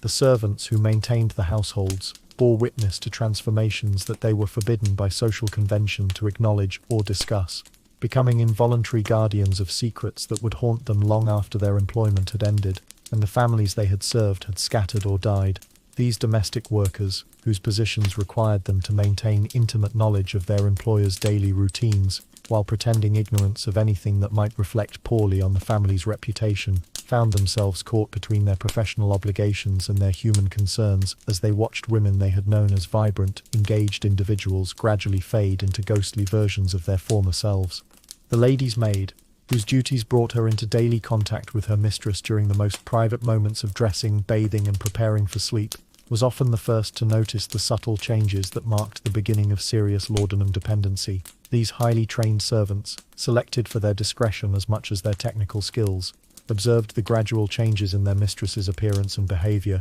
with the keen attention that their positions demanded, noting the increasing pallor, the trembling hands that made it difficult to fasten jewelry or arrange hair, and the dreamy distraction that made normal conversation increasingly challenging. Mary Fletcher, whose memoir of her service in aristocratic households was published decades after the families she served had died, provided one of the few detailed accounts of laudanum addiction as witnessed by domestic staff. Her recollections of Lady Catherine Pemberton, whom she served for more than 12 years, document a transformation that began with occasional doses of laudanum for headaches and gradually evolved into a dependency so complete that Lady Pemberton rarely left her rooms and could barely function without assistance that went far beyond normal expectations of personal service. Fletcher's memoir describes how she gradually assumed responsibilities that properly belonged to her mistress, making decisions about household management, children's care, and social obligations while maintaining the fiction that Lady Pemberton remained in control of her domestic sphere. The psychological burden carried by servants who witnessed laudanum addiction was enormous but rarely acknowledged, as they were expected to maintain professional composure while watching people they often cared about deeply destroy themselves with substances that were prescribed by respected physicians and administered with medical authority. The housekeeper, Mrs. Eleanor Davies, whose letters to her sister survived in family papers, wrote extensively about her anguish at watching her employer's daughter deteriorate under the influence of laudanum, while being powerless to intervene, or even to discuss her concerns with anyone who might have authority to address the situation. The complicity forced upon domestic staff created moral dilemmas that had no acceptable solutions within the constraints of Victorian social structure, as servants who attempted to intervene or express concern about their employer's pharmaceutical use risked immediate dismissal and the destruction of their professional reputations, while those who remained silent felt they were participating in their employer's slow suicide. The result was a class of people who carried enormous guilt and psychological burden related to their perceived failure to prevent tragedies they had witnessed,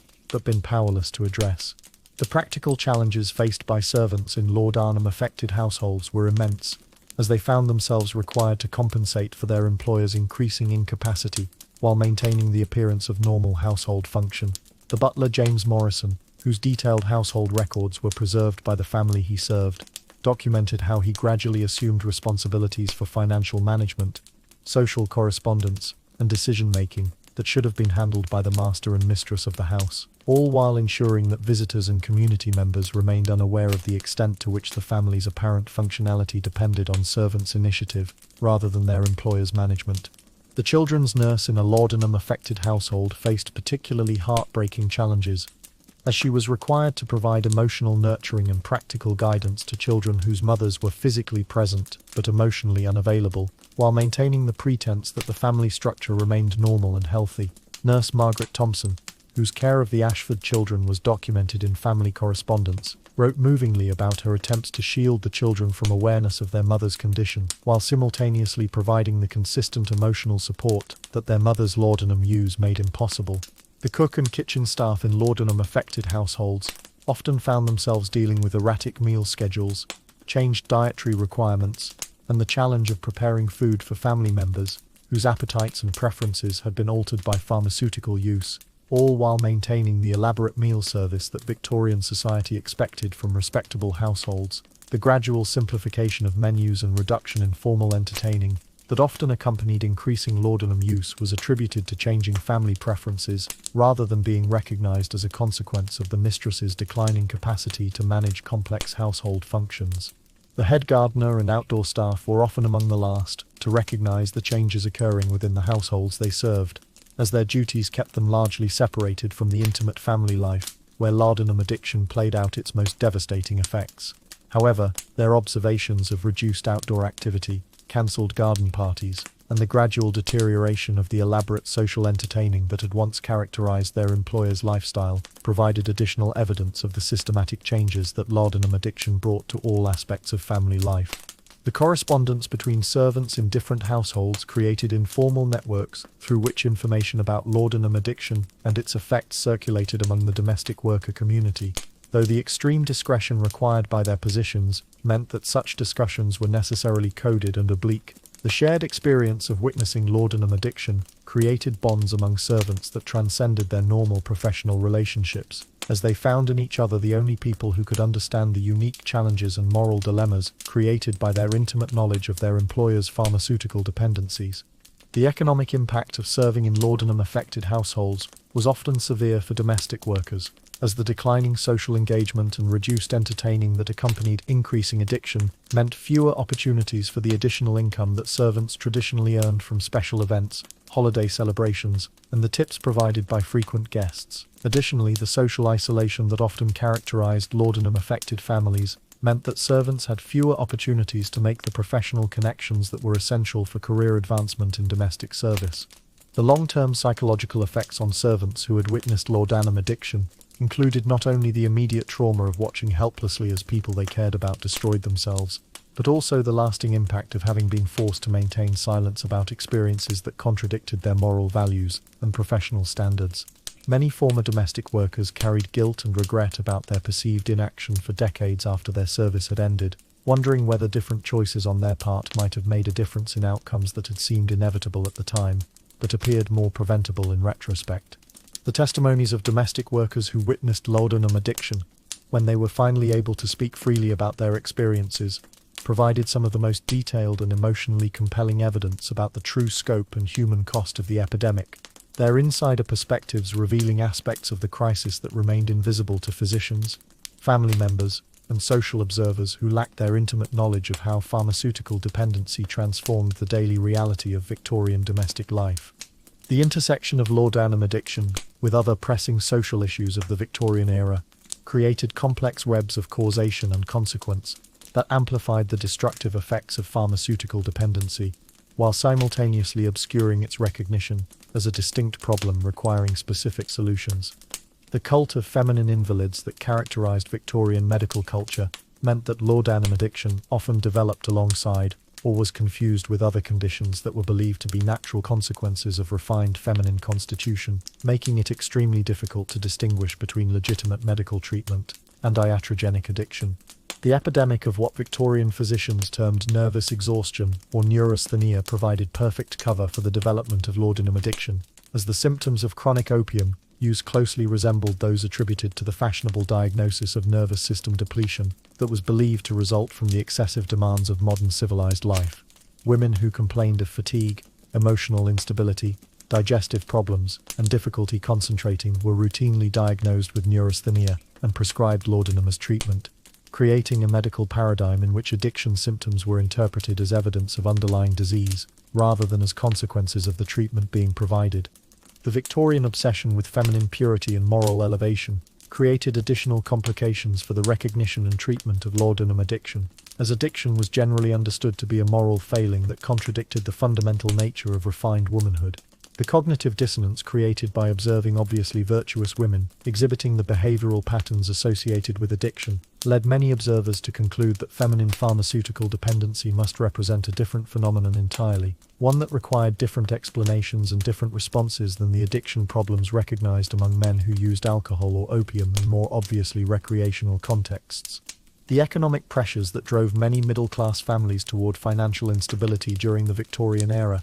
often intersected with laudanum addiction in ways that created vicious cycles of stress and pharmaceutical dependency, as women who turned to laudanum to cope with financial anxiety found that their addiction created additional financial burdens that increased the stress they were attempting to medicate. The shame associated with financial difficulties meant that families were often reluctant to acknowledge the role that pharmaceutical expenses played in their economic problems, preferring to attribute their difficulties to business reversals, medical expenses, or other socially acceptable explanations rather than admitting that addiction had become a significant factor in their household budgets. The child mortality rates that characterized Victorian family life intersected tragically with laudanum addiction, as women who lost children to disease or accident often turned to pharmaceutical comfort during their grief, not recognizing that their mourning process was being artificially prolonged and complicated by substances that prevented the natural emotional processing necessary for healthy recovery from loss. The cultural expectation that grieving mothers should withdraw from normal social activity for extended periods provided perfect cover for the development of serious addiction, as behavior that might otherwise have been recognized as problematic could be attributed to appropriate mourning responses. The limited educational opportunities available to Victorian women meant that many of those who developed laudanum addictions lacked the scientific knowledge necessary to understand what was happening to their bodies and minds, making them dependent on medical authority for explanations of their experiences, and leaving them vulnerable to physicians who might not recognize addiction symptoms, or who might have economic incentives to maintain their patients' pharmaceutical dependencies. The cultural emphasis on feminine intellectual limitations made it seem natural and appropriate for women to defer to medical expertise, rather than trusting their own observations about the effects of their medications. The religious revival movements that characterized much of the Victorian era created additional complications for women struggling with laudanum addiction, as the emphasis on personal moral responsibility and spiritual purification often led addicted women to interpret their pharmaceutical dependency as evidence of spiritual failure, rather than as a medical condition requiring professional treatment. The guilt and shame associated with perceived moral weakness often drove women deeper into addiction, as they attempted to self-medicate the psychological pain associated with their sense of religious inadequacy. The emerging women's rights movement of the later Victorian period began to recognize connections between pharmaceutical dependency and the broader patterns of female oppression that characterized Victorian society, arguing that laudanum addiction represented one of many ways in which women were systematically weakened and controlled by social institutions that claimed to protect and elevate them while actually limiting their agency and authentic self-expression. This political analysis of addiction provided a framework for understanding pharmaceutical dependency as a social rather than individual problem, though it often led to ideological conflicts with medical authorities who preferred to maintain the fiction that laudanum use represented legitimate medical treatment rather than systematic oppression. The colonial expansion that characterized the Victorian era created global networks for opium production and distribution that made laudanum easily available throughout the British Empire, while simultaneously creating economic incentives that made addiction profitable for the imperial system as a whole. The moral contradictions inherent in an empire that condemned opium use among Chinese populations while promoting laudanum consumption among British women created cognitive dissonance that was typically resolved through racist assumptions about the differential effects of opium on different populations, rather than through honest acknowledgement of the universally destructive nature of opiate addiction. The Industrial Revolution's transformation of traditional family structures and social relationships created additional stresses that drove many women toward pharmaceutical solutions, as the rapid pace of social change left many individuals feeling disconnected from traditional sources of meaning and support. while simultaneously creating new pressures and expectations that seem to require chemical assistance to manage successfully. The loss of extended family networks and traditional community structures that had historically provided support during times of crisis left many women isolated and vulnerable to addiction in ways that would have been less likely in earlier historical periods.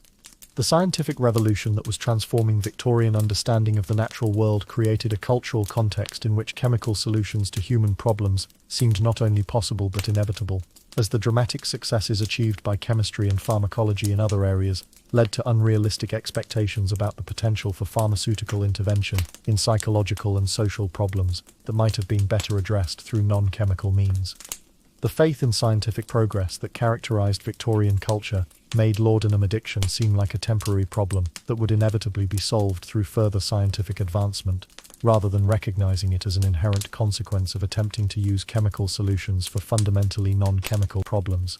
The evolution of public opinion regarding laudanum use occurred gradually over several decades, moving from enthusiastic embrace through growing skepticism to eventual recognition of the substance as a dangerous threat to public health, with each stage of this transformation reflecting broader changes in Victorian society's understanding of individual responsibility, medical authority, and the appropriate relationship between personal freedom and social regulation. The early acceptance of laudanum as a legitimate medical treatment was so complete that questioning its use was considered tantamount to questioning the fundamental principles of medical science and social progress that defined Victorian civilization.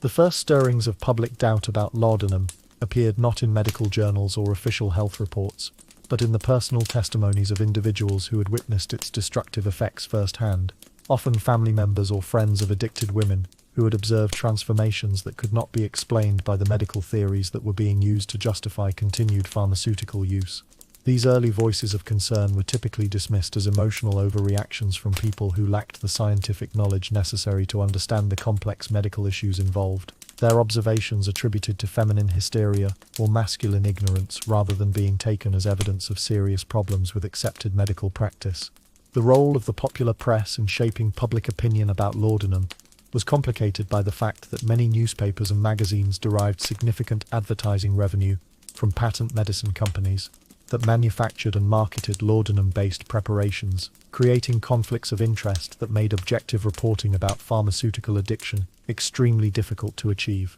The few journalists who attempted to investigate laudanum addiction found themselves facing not only medical opposition, but also economic pressure from publishers who were reluctant to alienate profitable advertisers by publishing articles that might discourage pharmaceutical consumption. The literary community played a crucial role in gradually shifting public opinion about laudanum, as writers who had personal experience with addiction began incorporating their observations into novels, poems, and essays that reached audiences who might not have been exposed to medical or scientific discussions of the issue. The works of authors like Elizabeth Gaskell, whose novels explored the hidden tragedies of domestic life, and Thomas de Quincey, whose Confessions of an English Opium Eater provided one of the first detailed accounts of opiate addiction, helped to create a cultural context in which pharmaceutical dependency could be discussed openly, rather than being hidden behind medical euphemisms and social pretenses. The religious community's response to growing awareness of laudanum addiction was divided between those who interpreted pharmaceutical dependency as evidence of moral weakness, requiring spiritual intervention, and those who recognized it as a medical condition that demanded compassionate treatment, rather than moral judgment. The temperance movement, which had focused primarily on alcohol abuse, gradually expanded its scope to include what activists termed medical intemperance, drawing parallels between alcohol addiction and pharmaceutical dependency that helped to establish addiction as a recognizable category of human behavior, rather than simply a collection of individual moral failures. The women's rights movement of the later Victorian period began to frame laudanum addiction as a feminist issue, arguing that pharmaceutical dependency represented one of many ways in which women were systematically weakened and controlled by patriarchal institutions that claimed to protect feminine welfare, while actually limiting female agency and authentic self-expression. This political analysis provided a framework for understanding addiction as a social rather than individual problem, though it often led to ideological conflicts with medical authorities who preferred to maintain their professional autonomy, rather than accepting external criticism of their treatment methods. The medical profession's response to growing public concern about laudanum addiction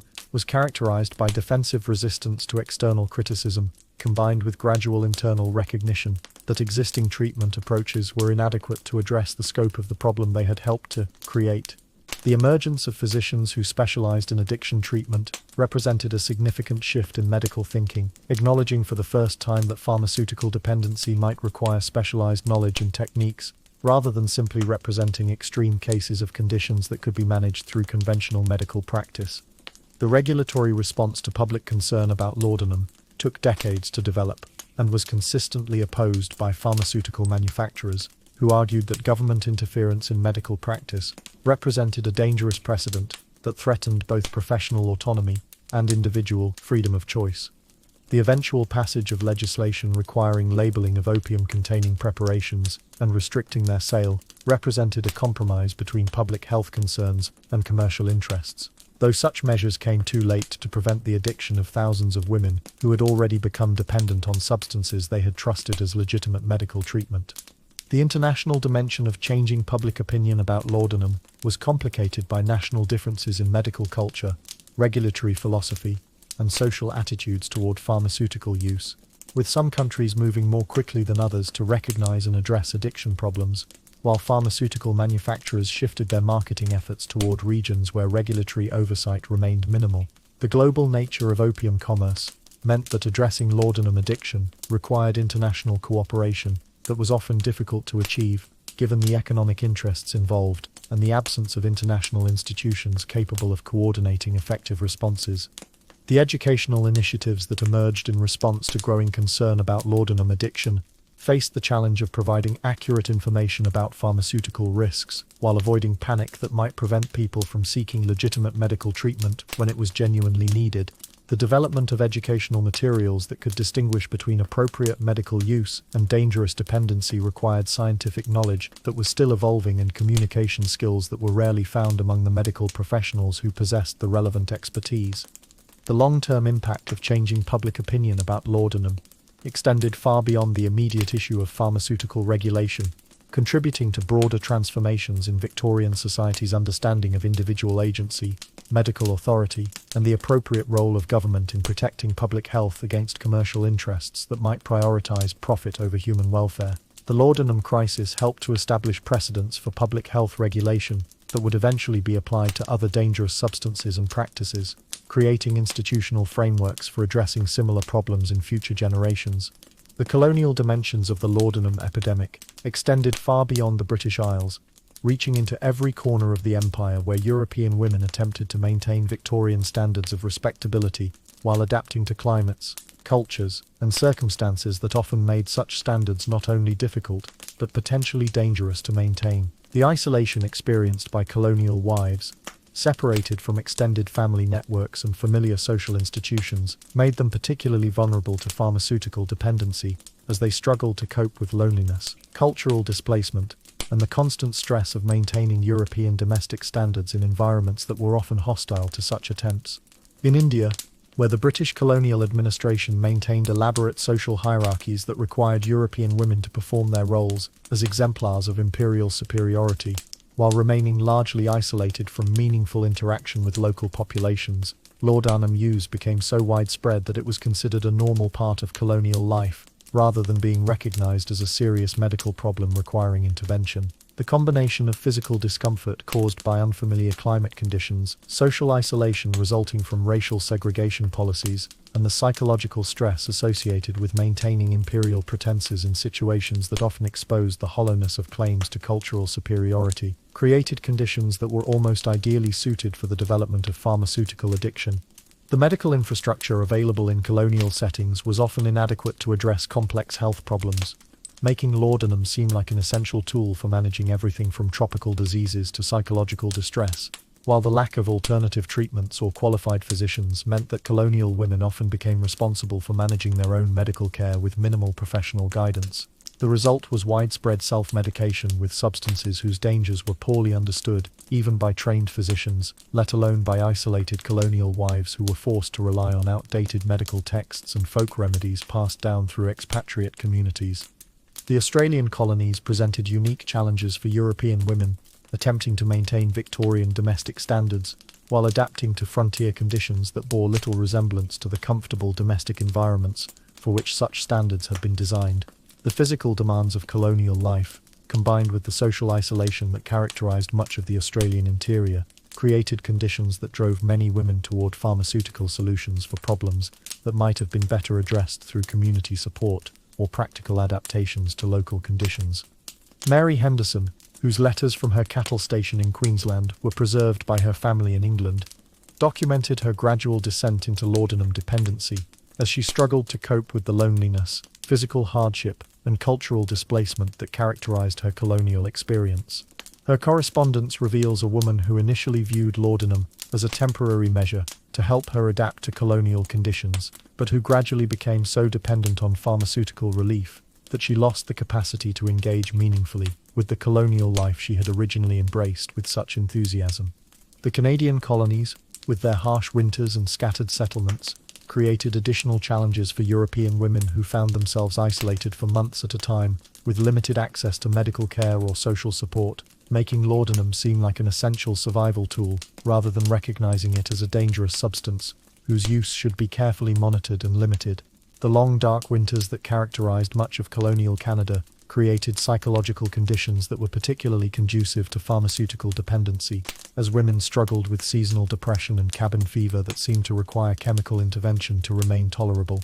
The African colonies presented perhaps the most extreme challenges for European women, as the combination of unfamiliar diseases, hostile climate conditions, and complete separation from European cultural institutions created levels of stress and discomfort that seemed to justify almost any pharmaceutical intervention that promised relief. The high mortality rates that characterized colonial African settlements meant that European women were constantly confronted with evidence of their vulnerability, making laudanum seem like a reasonable form of insurance against the psychological trauma associated with witnessing frequent death and disease among their communities. The Caribbean colonies, with their tropical climate and complex racial hierarchies, created social conditions that were particularly stressful for European women, who were expected to maintain racial superiority while remaining dependent on enslaved or recently freed populations for their daily survival and comfort. The cognitive dissonance created by dependence on people who were supposedly inferior, combined with the constant anxiety about potential rebellion or violence, drove many colonial women toward pharmaceutical solutions that promised temporary relief from psychological conflicts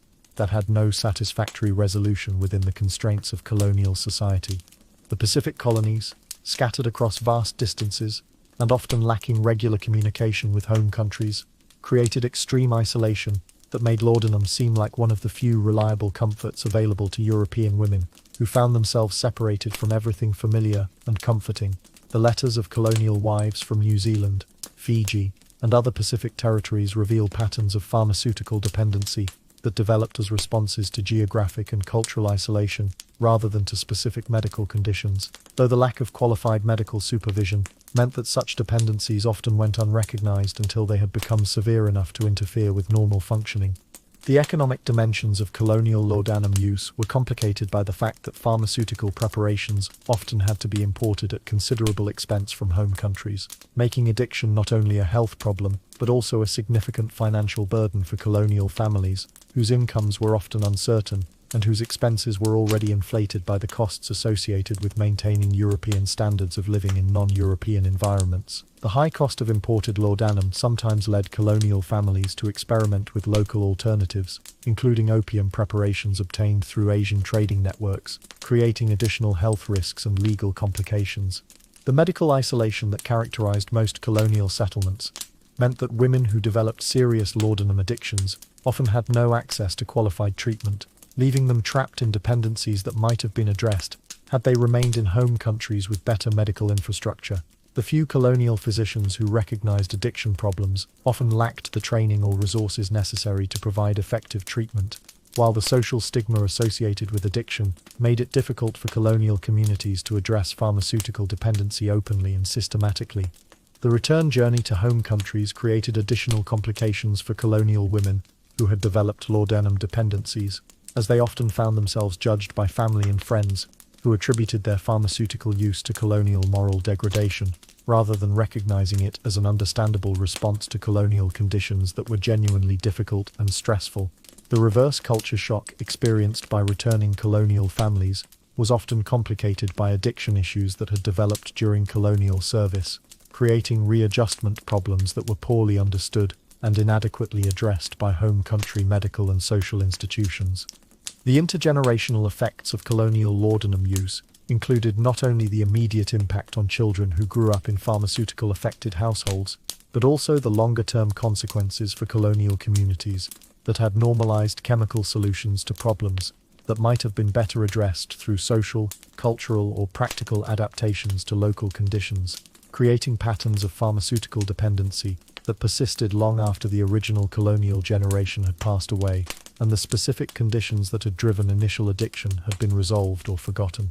The artistic and literary movements that emerged during the height of the laudanum epidemic were profoundly influenced by the altered states of consciousness that characterized pharmaceutical dependency, creating cultural products that reflected both the creative possibilities and the destructive consequences of systematic chemical alteration of human perception and emotional experience. The Romantic movement's emphasis on intense emotion, supernatural experience, and the exploration of consciousness beyond the boundaries of rational thought found perfect expression in the works of laudanum-influenced artists and writers who used their pharmaceutical experiences as inspiration for creative works that captured the dreamy, otherworldly quality of opiate-altered consciousness. Samuel Taylor Coleridge, whose Kubla Khan remains one of the most famous examples of laudanum-influenced poetry, claimed that the entire poem came to him in an opium-induced dream, requiring only transcription rather than conscious composition. His experience illustrates both the creative potential and the ultimate limitation of pharmaceutical inspiration,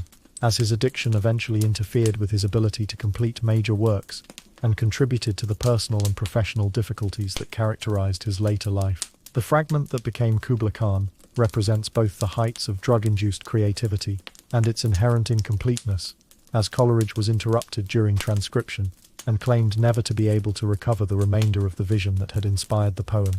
The pre-Raphaelite Brotherhood, with their emphasis on intense emotion, elaborate symbolism, and otherworldly beauty, created visual arts that seemed to embody the aesthetic sensibility associated with laudanum consciousness. Their paintings characterized by the same dreamy quality and ethereal beauty that marked the personal appearance of women under pharmaceutical influence. The model Elizabeth Siddal, who posed for many of the movement's most famous paintings while struggling with her own laudanum addiction, became an embodiment of the tragic beauty that characterized both the artistic movement and the pharmaceutical culture that influenced it. Dante Gabriel Rossetti, whose personal life was marked by laudanum dependency following his wife's death from a deliberate overdose, created poetry and paintings that reflected the complex relationship between artistic creativity and chemical dependency, his later works showing both the enhanced emotional intensity that could result from pharmaceutical use and the gradual deterioration of technical skill and emotional authenticity that accompanied long-term addiction.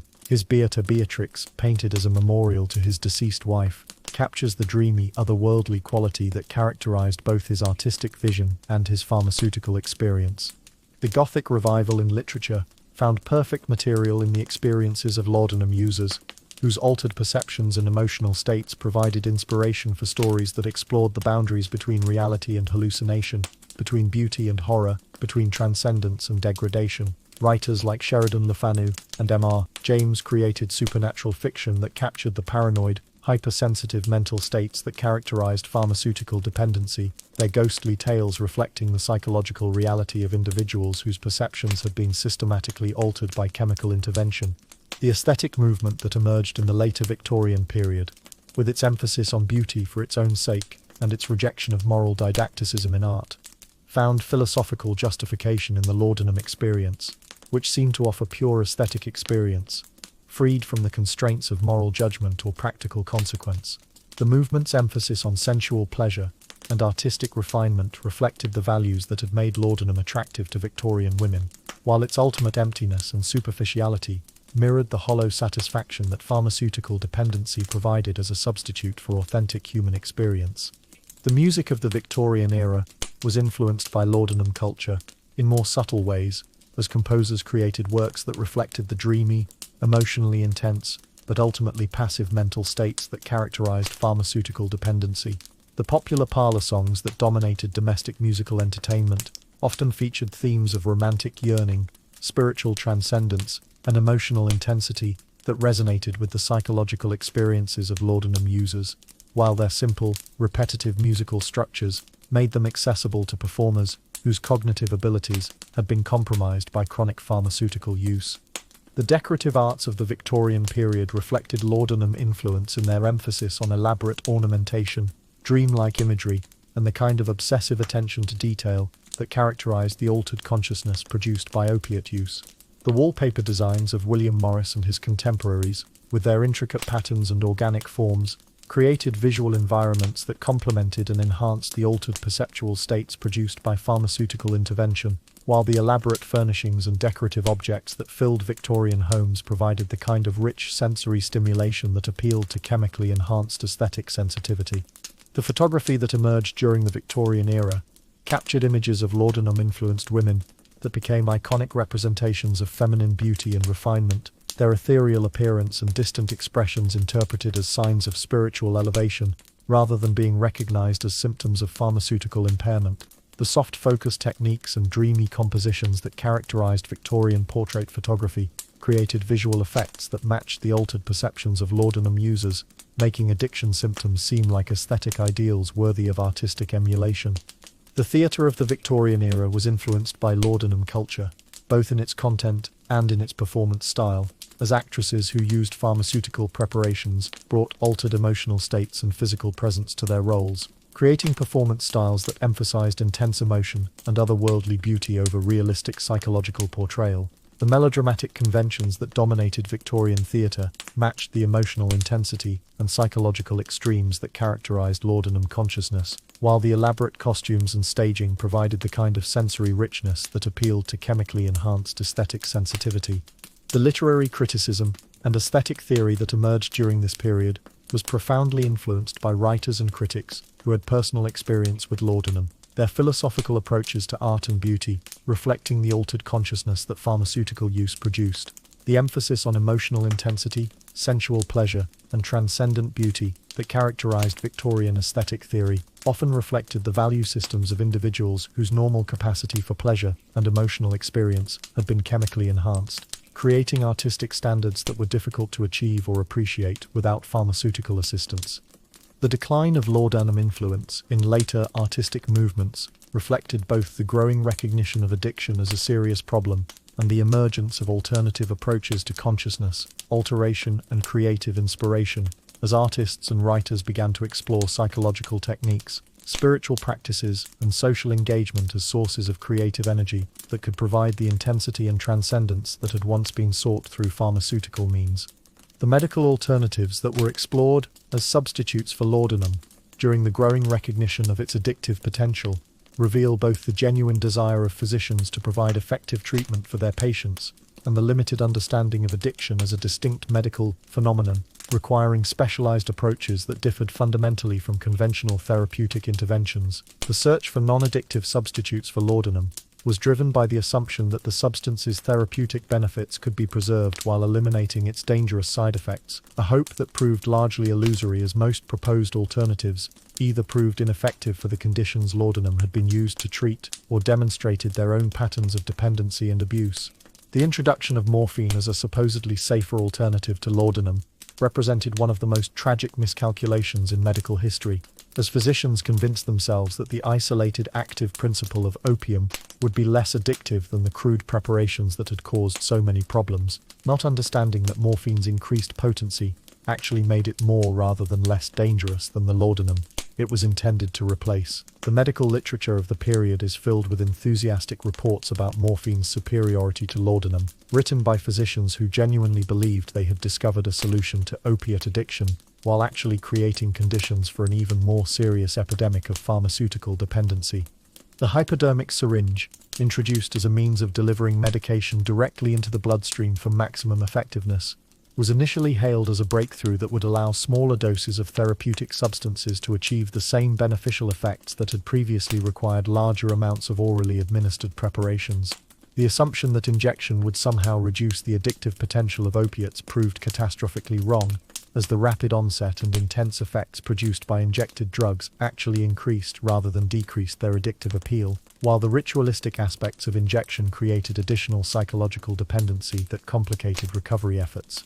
The exploration of alcohol-based preparations as alternatives to opium-containing medicines led to the development of numerous patent medicines that promised to provide the calming and analgesic effects of laudanum without the risks associated with opiate dependency, though most of these alternatives simply substituted alcohol addiction for opiate addiction, while providing less effective relief for the medical conditions they were intended to treat. The social acceptability of alcohol consumption made such preparations seem safer than opium-based medicines, while the medical profession's poor understanding of alcohol addiction as a distinct phenomenon made it difficult to recognize when alcohol-based treatments were creating their own patterns of dependency and abuse. The investigation of plant-based alternatives to opium led to experimentation with numerous botanical preparations that were believed to possess similar therapeutic properties without the same addictive potential, including extracts from cannabis, coca leaves, and various indigenous plants that had traditional uses in pain management and anxiety treatment.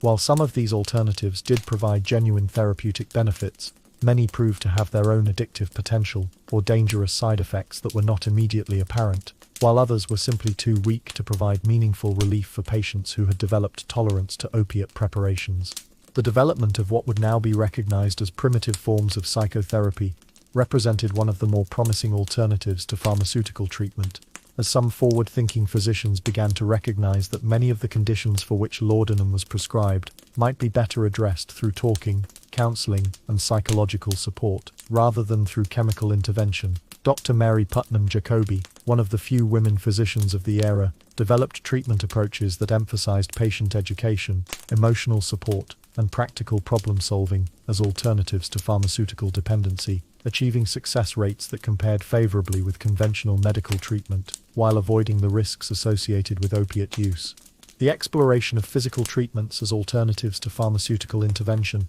led to the development of various forms of hydrotherapy, massage, exercise therapy, and other approaches that attempted to address the underlying physical and emotional problems that had driven patients toward laudanum use in the first place. The success of these alternative treatments was often limited by their labor-intensive nature and the difficulty of providing them consistently over the extended periods that recovery from chronic conditions typically required, though they did demonstrate that non-pharmaceutical approaches could be effective for many of the conditions that had been routinely treated with laudanum. The religious and spiritual approaches to treating the conditions that had driven laudanum use reflected the growing recognition that many pharmaceutical dependencies were actually attempts to self-medicate psychological and spiritual problems that required fundamentally different kinds of intervention than medical conditions. The development of Christian Science, the Oxford Group, and other spiritually based healing movements provided alternative frameworks for understanding and addressing human suffering that did not rely on chemical intervention, though their effectiveness was often limited by their rejection of legitimate medical treatment and their tendency to blame patients for their own suffering. The dietary and nutritional approaches that were explored as alternatives to pharmaceutical treatment reflected emerging understanding of the relationship between physical health and psychological well-being, as some physicians began to recognize that many of the symptoms that had been treated with laudanum might actually be consequences of poor nutrition, inadequate exercise, or other lifestyle factors that could be addressed through non-pharmaceutical interventions. The development of health spas, sanitariums, and other institutions devoted to comprehensive lifestyle treatment represented one of the more successful alternatives to pharmaceutical dependency, though such approaches were often expensive and therefore available only to wealthy patients. The occupational therapy approaches that emerged as alternatives to pharmaceutical treatment recognized that many women who had become dependent on laudanum were actually suffering from boredom, lack of purpose, and intellectual understimulation that could be better addressed through meaningful activity than through chemical intervention. The development of women's clubs, educational programs, and charitable organizations provided alternative sources of satisfaction and self-worth that could compete with the artificial contentment provided by pharmaceutical dependency, though such approaches required social changes that challenged traditional assumptions about appropriate feminine roles and activities. The failure of most medical alternatives to laudanum reflected fundamental misconceptions about the nature of addiction and the complexity of the problems that pharmaceutical dependency had been used to address, as the medical profession's focus on finding chemical substitutes for laudanum ignored the psychological, social, and spiritual dimensions of addiction that made recovery extremely difficult, even when physical dependence could be managed through alternative treatments. The eventual recognition that successful recovery required comprehensive approaches that addressed all aspects of addiction, rather than simply substituting one treatment for another, represented a significant advance in medical understanding that came too late to help most of the women who had already become dependent on laudanum during the height of the epidemic. The long-term societal changes that resulted from the laudanum epidemic extended far beyond the immediate medical and social problems created by widespread pharmaceutical addiction,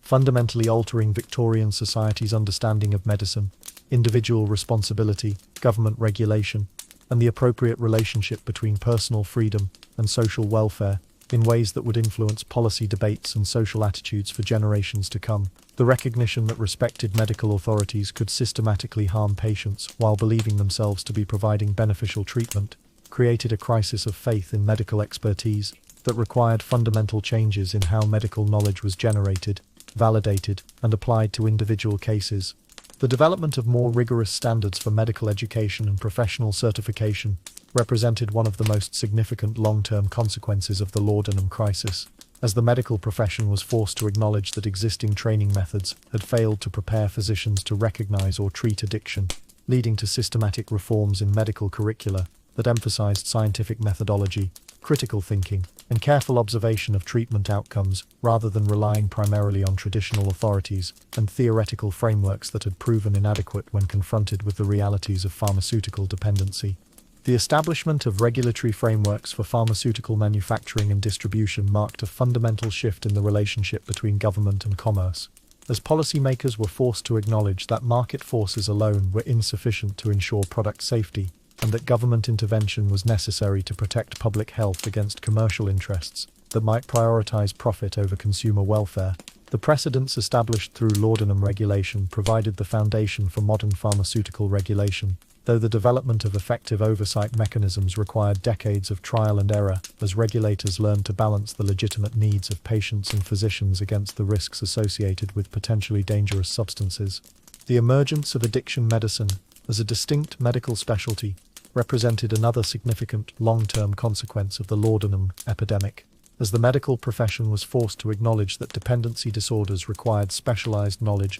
and treatment approaches that differed fundamentally from conventional medical practice. The development of specialized treatment facilities, professional training programs, and research initiatives devoted to understanding and treating addiction created institutional frameworks that would eventually address not only pharmaceutical dependency, but also alcohol addiction, behavioral disorders, and other forms of compulsive behavior that had previously been ignored or misunderstood by mainstream medical practice. The women's rights movement gained significant momentum from the recognition that laudanum addiction had been used as a means of controlling and limiting female agency, as feminist activists argued that pharmaceutical dependency represented one of many ways in which patriarchal institutions had systematically weakened women while claiming to protect and elevate them. The analysis of addiction as a form of social oppression rather than individual moral failing provided intellectual frameworks that would eventually be applied to other forms of gender-based discrimination and social control, contributing to broader movements for women's suffrage,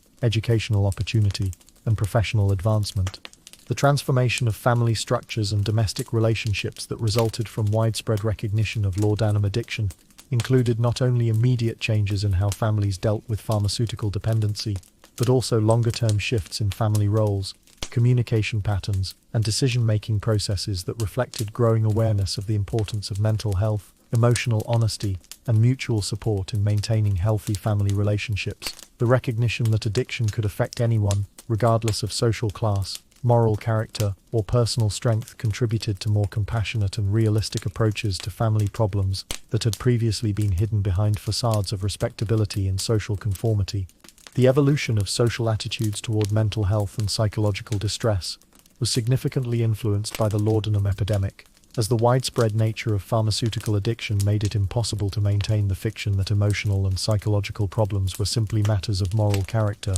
or personal weakness. The recognition that many of the conditions for which laudanum had been prescribed were actually symptoms of psychological distress that required specialized treatment contributed to the eventual development of mental health professions, therapeutic approaches, and social support systems that addressed emotional problems directly, rather than attempting to medicate away their symptoms. The changes in religious and spiritual attitudes that resulted from the laudanum epidemic included both increased emphasis on the spiritual dimensions of healing and recovery, and growing skepticism about religious approaches that blamed individuals for their suffering or that promised miraculous cures without addressing the complex medical and social factors that contributed to addiction and other forms of human distress. The development of more compassionate and realistic religious responses to addiction contributed to broader changes in religious thinking about suffering, responsibility, and the appropriate relationship between spiritual practice and medical treatment. The economic consequences of the Laudanum epidemic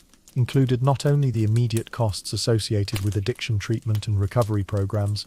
but also longer-term changes in how society allocated resources for healthcare, social services, and preventive interventions designed to address the root causes of addiction, rather than simply treating its symptoms. The recognition that addiction imposed enormous costs on families, communities, and society as a whole provided economic justifications for public health interventions that might otherwise have been rejected as inappropriate government interference in private affairs. The international cooperation that emerged in response to the laudanum epidemic established precedents for addressing global health problems that transcended national boundaries, as policymakers recognized that effective responses to pharmaceutical addiction required coordinated international efforts to regulate opium production, control pharmaceutical distribution, and share information about effective treatment approaches. The diplomatic and institutional frameworks developed to address laudanum addiction provided models that would eventually be applied to other international health challenges, though the development of effective global cooperation mechanisms required decades of negotiation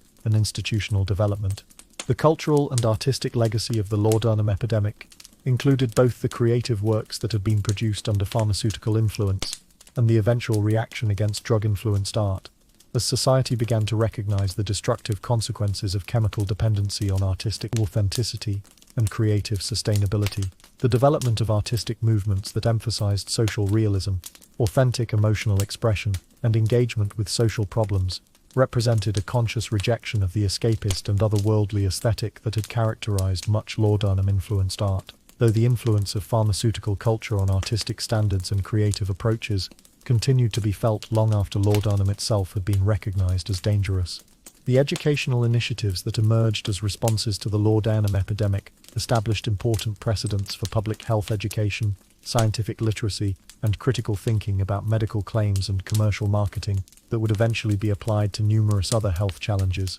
The recognition that public education was essential for preventing future epidemics of pharmaceutical addiction contributed to the development of educational approaches that emphasized individual responsibility, informed decision-making, and skeptical evaluation of authority claims, though the effectiveness of such educational efforts remained limited by social, economic, and political factors that continued to make people vulnerable to various forms of exploitation and manipulation. When we consider the full scope of the laudanum epidemic that swept through Victorian society like a slow-moving tide, leaving in its wake thousands of women transformed from vibrant individuals into pale shadows of their former selves, we are confronted with one of history's most poignant examples of how good intentions, medical authority, and social respectability can combine to create tragedies of almost unimaginable scope and duration. The amber bottles that once sat so innocuously on medicine cabinet shelves throughout the English-speaking world contained not merely a pharmaceutical preparation, but a distillation of Victorian society's deepest contradictions about femininity, suffering, progress, and the price of civilization itself. The women who fell under laudanum's spell were not victims of their own weakness or moral failing, but rather casualties of a cultural moment that demanded impossible perfection while offering false solutions for genuine distress, that celebrated feminine sensitivity while providing no legitimate outlets for female intelligence and ambition, and that promised scientific progress while remaining willfully blind to the human cost of its pharmaceutical experiments. Their stories remind us that every generation faces its own version of the laudanum dilemma,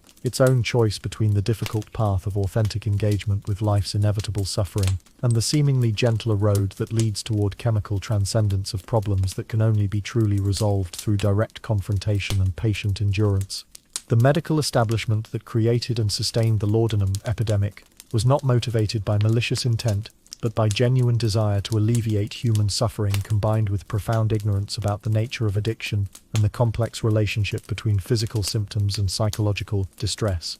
The physicians who prescribed laudanum with such confidence were themselves victims of educational systems that emphasized theoretical knowledge over careful observation, that valued authority over evidence, and that preferred elegant chemical solutions to the messy complexity of human psychology and social circumstance. The social context that made laudanum addiction not only possible but inevitable was characterized by systematic denial of women's intellectual and emotional needs, creating conditions of psychological distress that seemed to require pharmaceutical intervention while simultaneously making such intervention seem like appropriate medical treatment rather than recognizing it as symptomatic relief that failed to address underlying causes. The cult of feminine invalids that characterized Victorian medical culture created perfect conditions for the development of pharmaceutical dependency, as addiction symptoms were interpreted as evidence of refined sensitivity rather than being recognized as iatrogenic conditions created by the treatments being provided.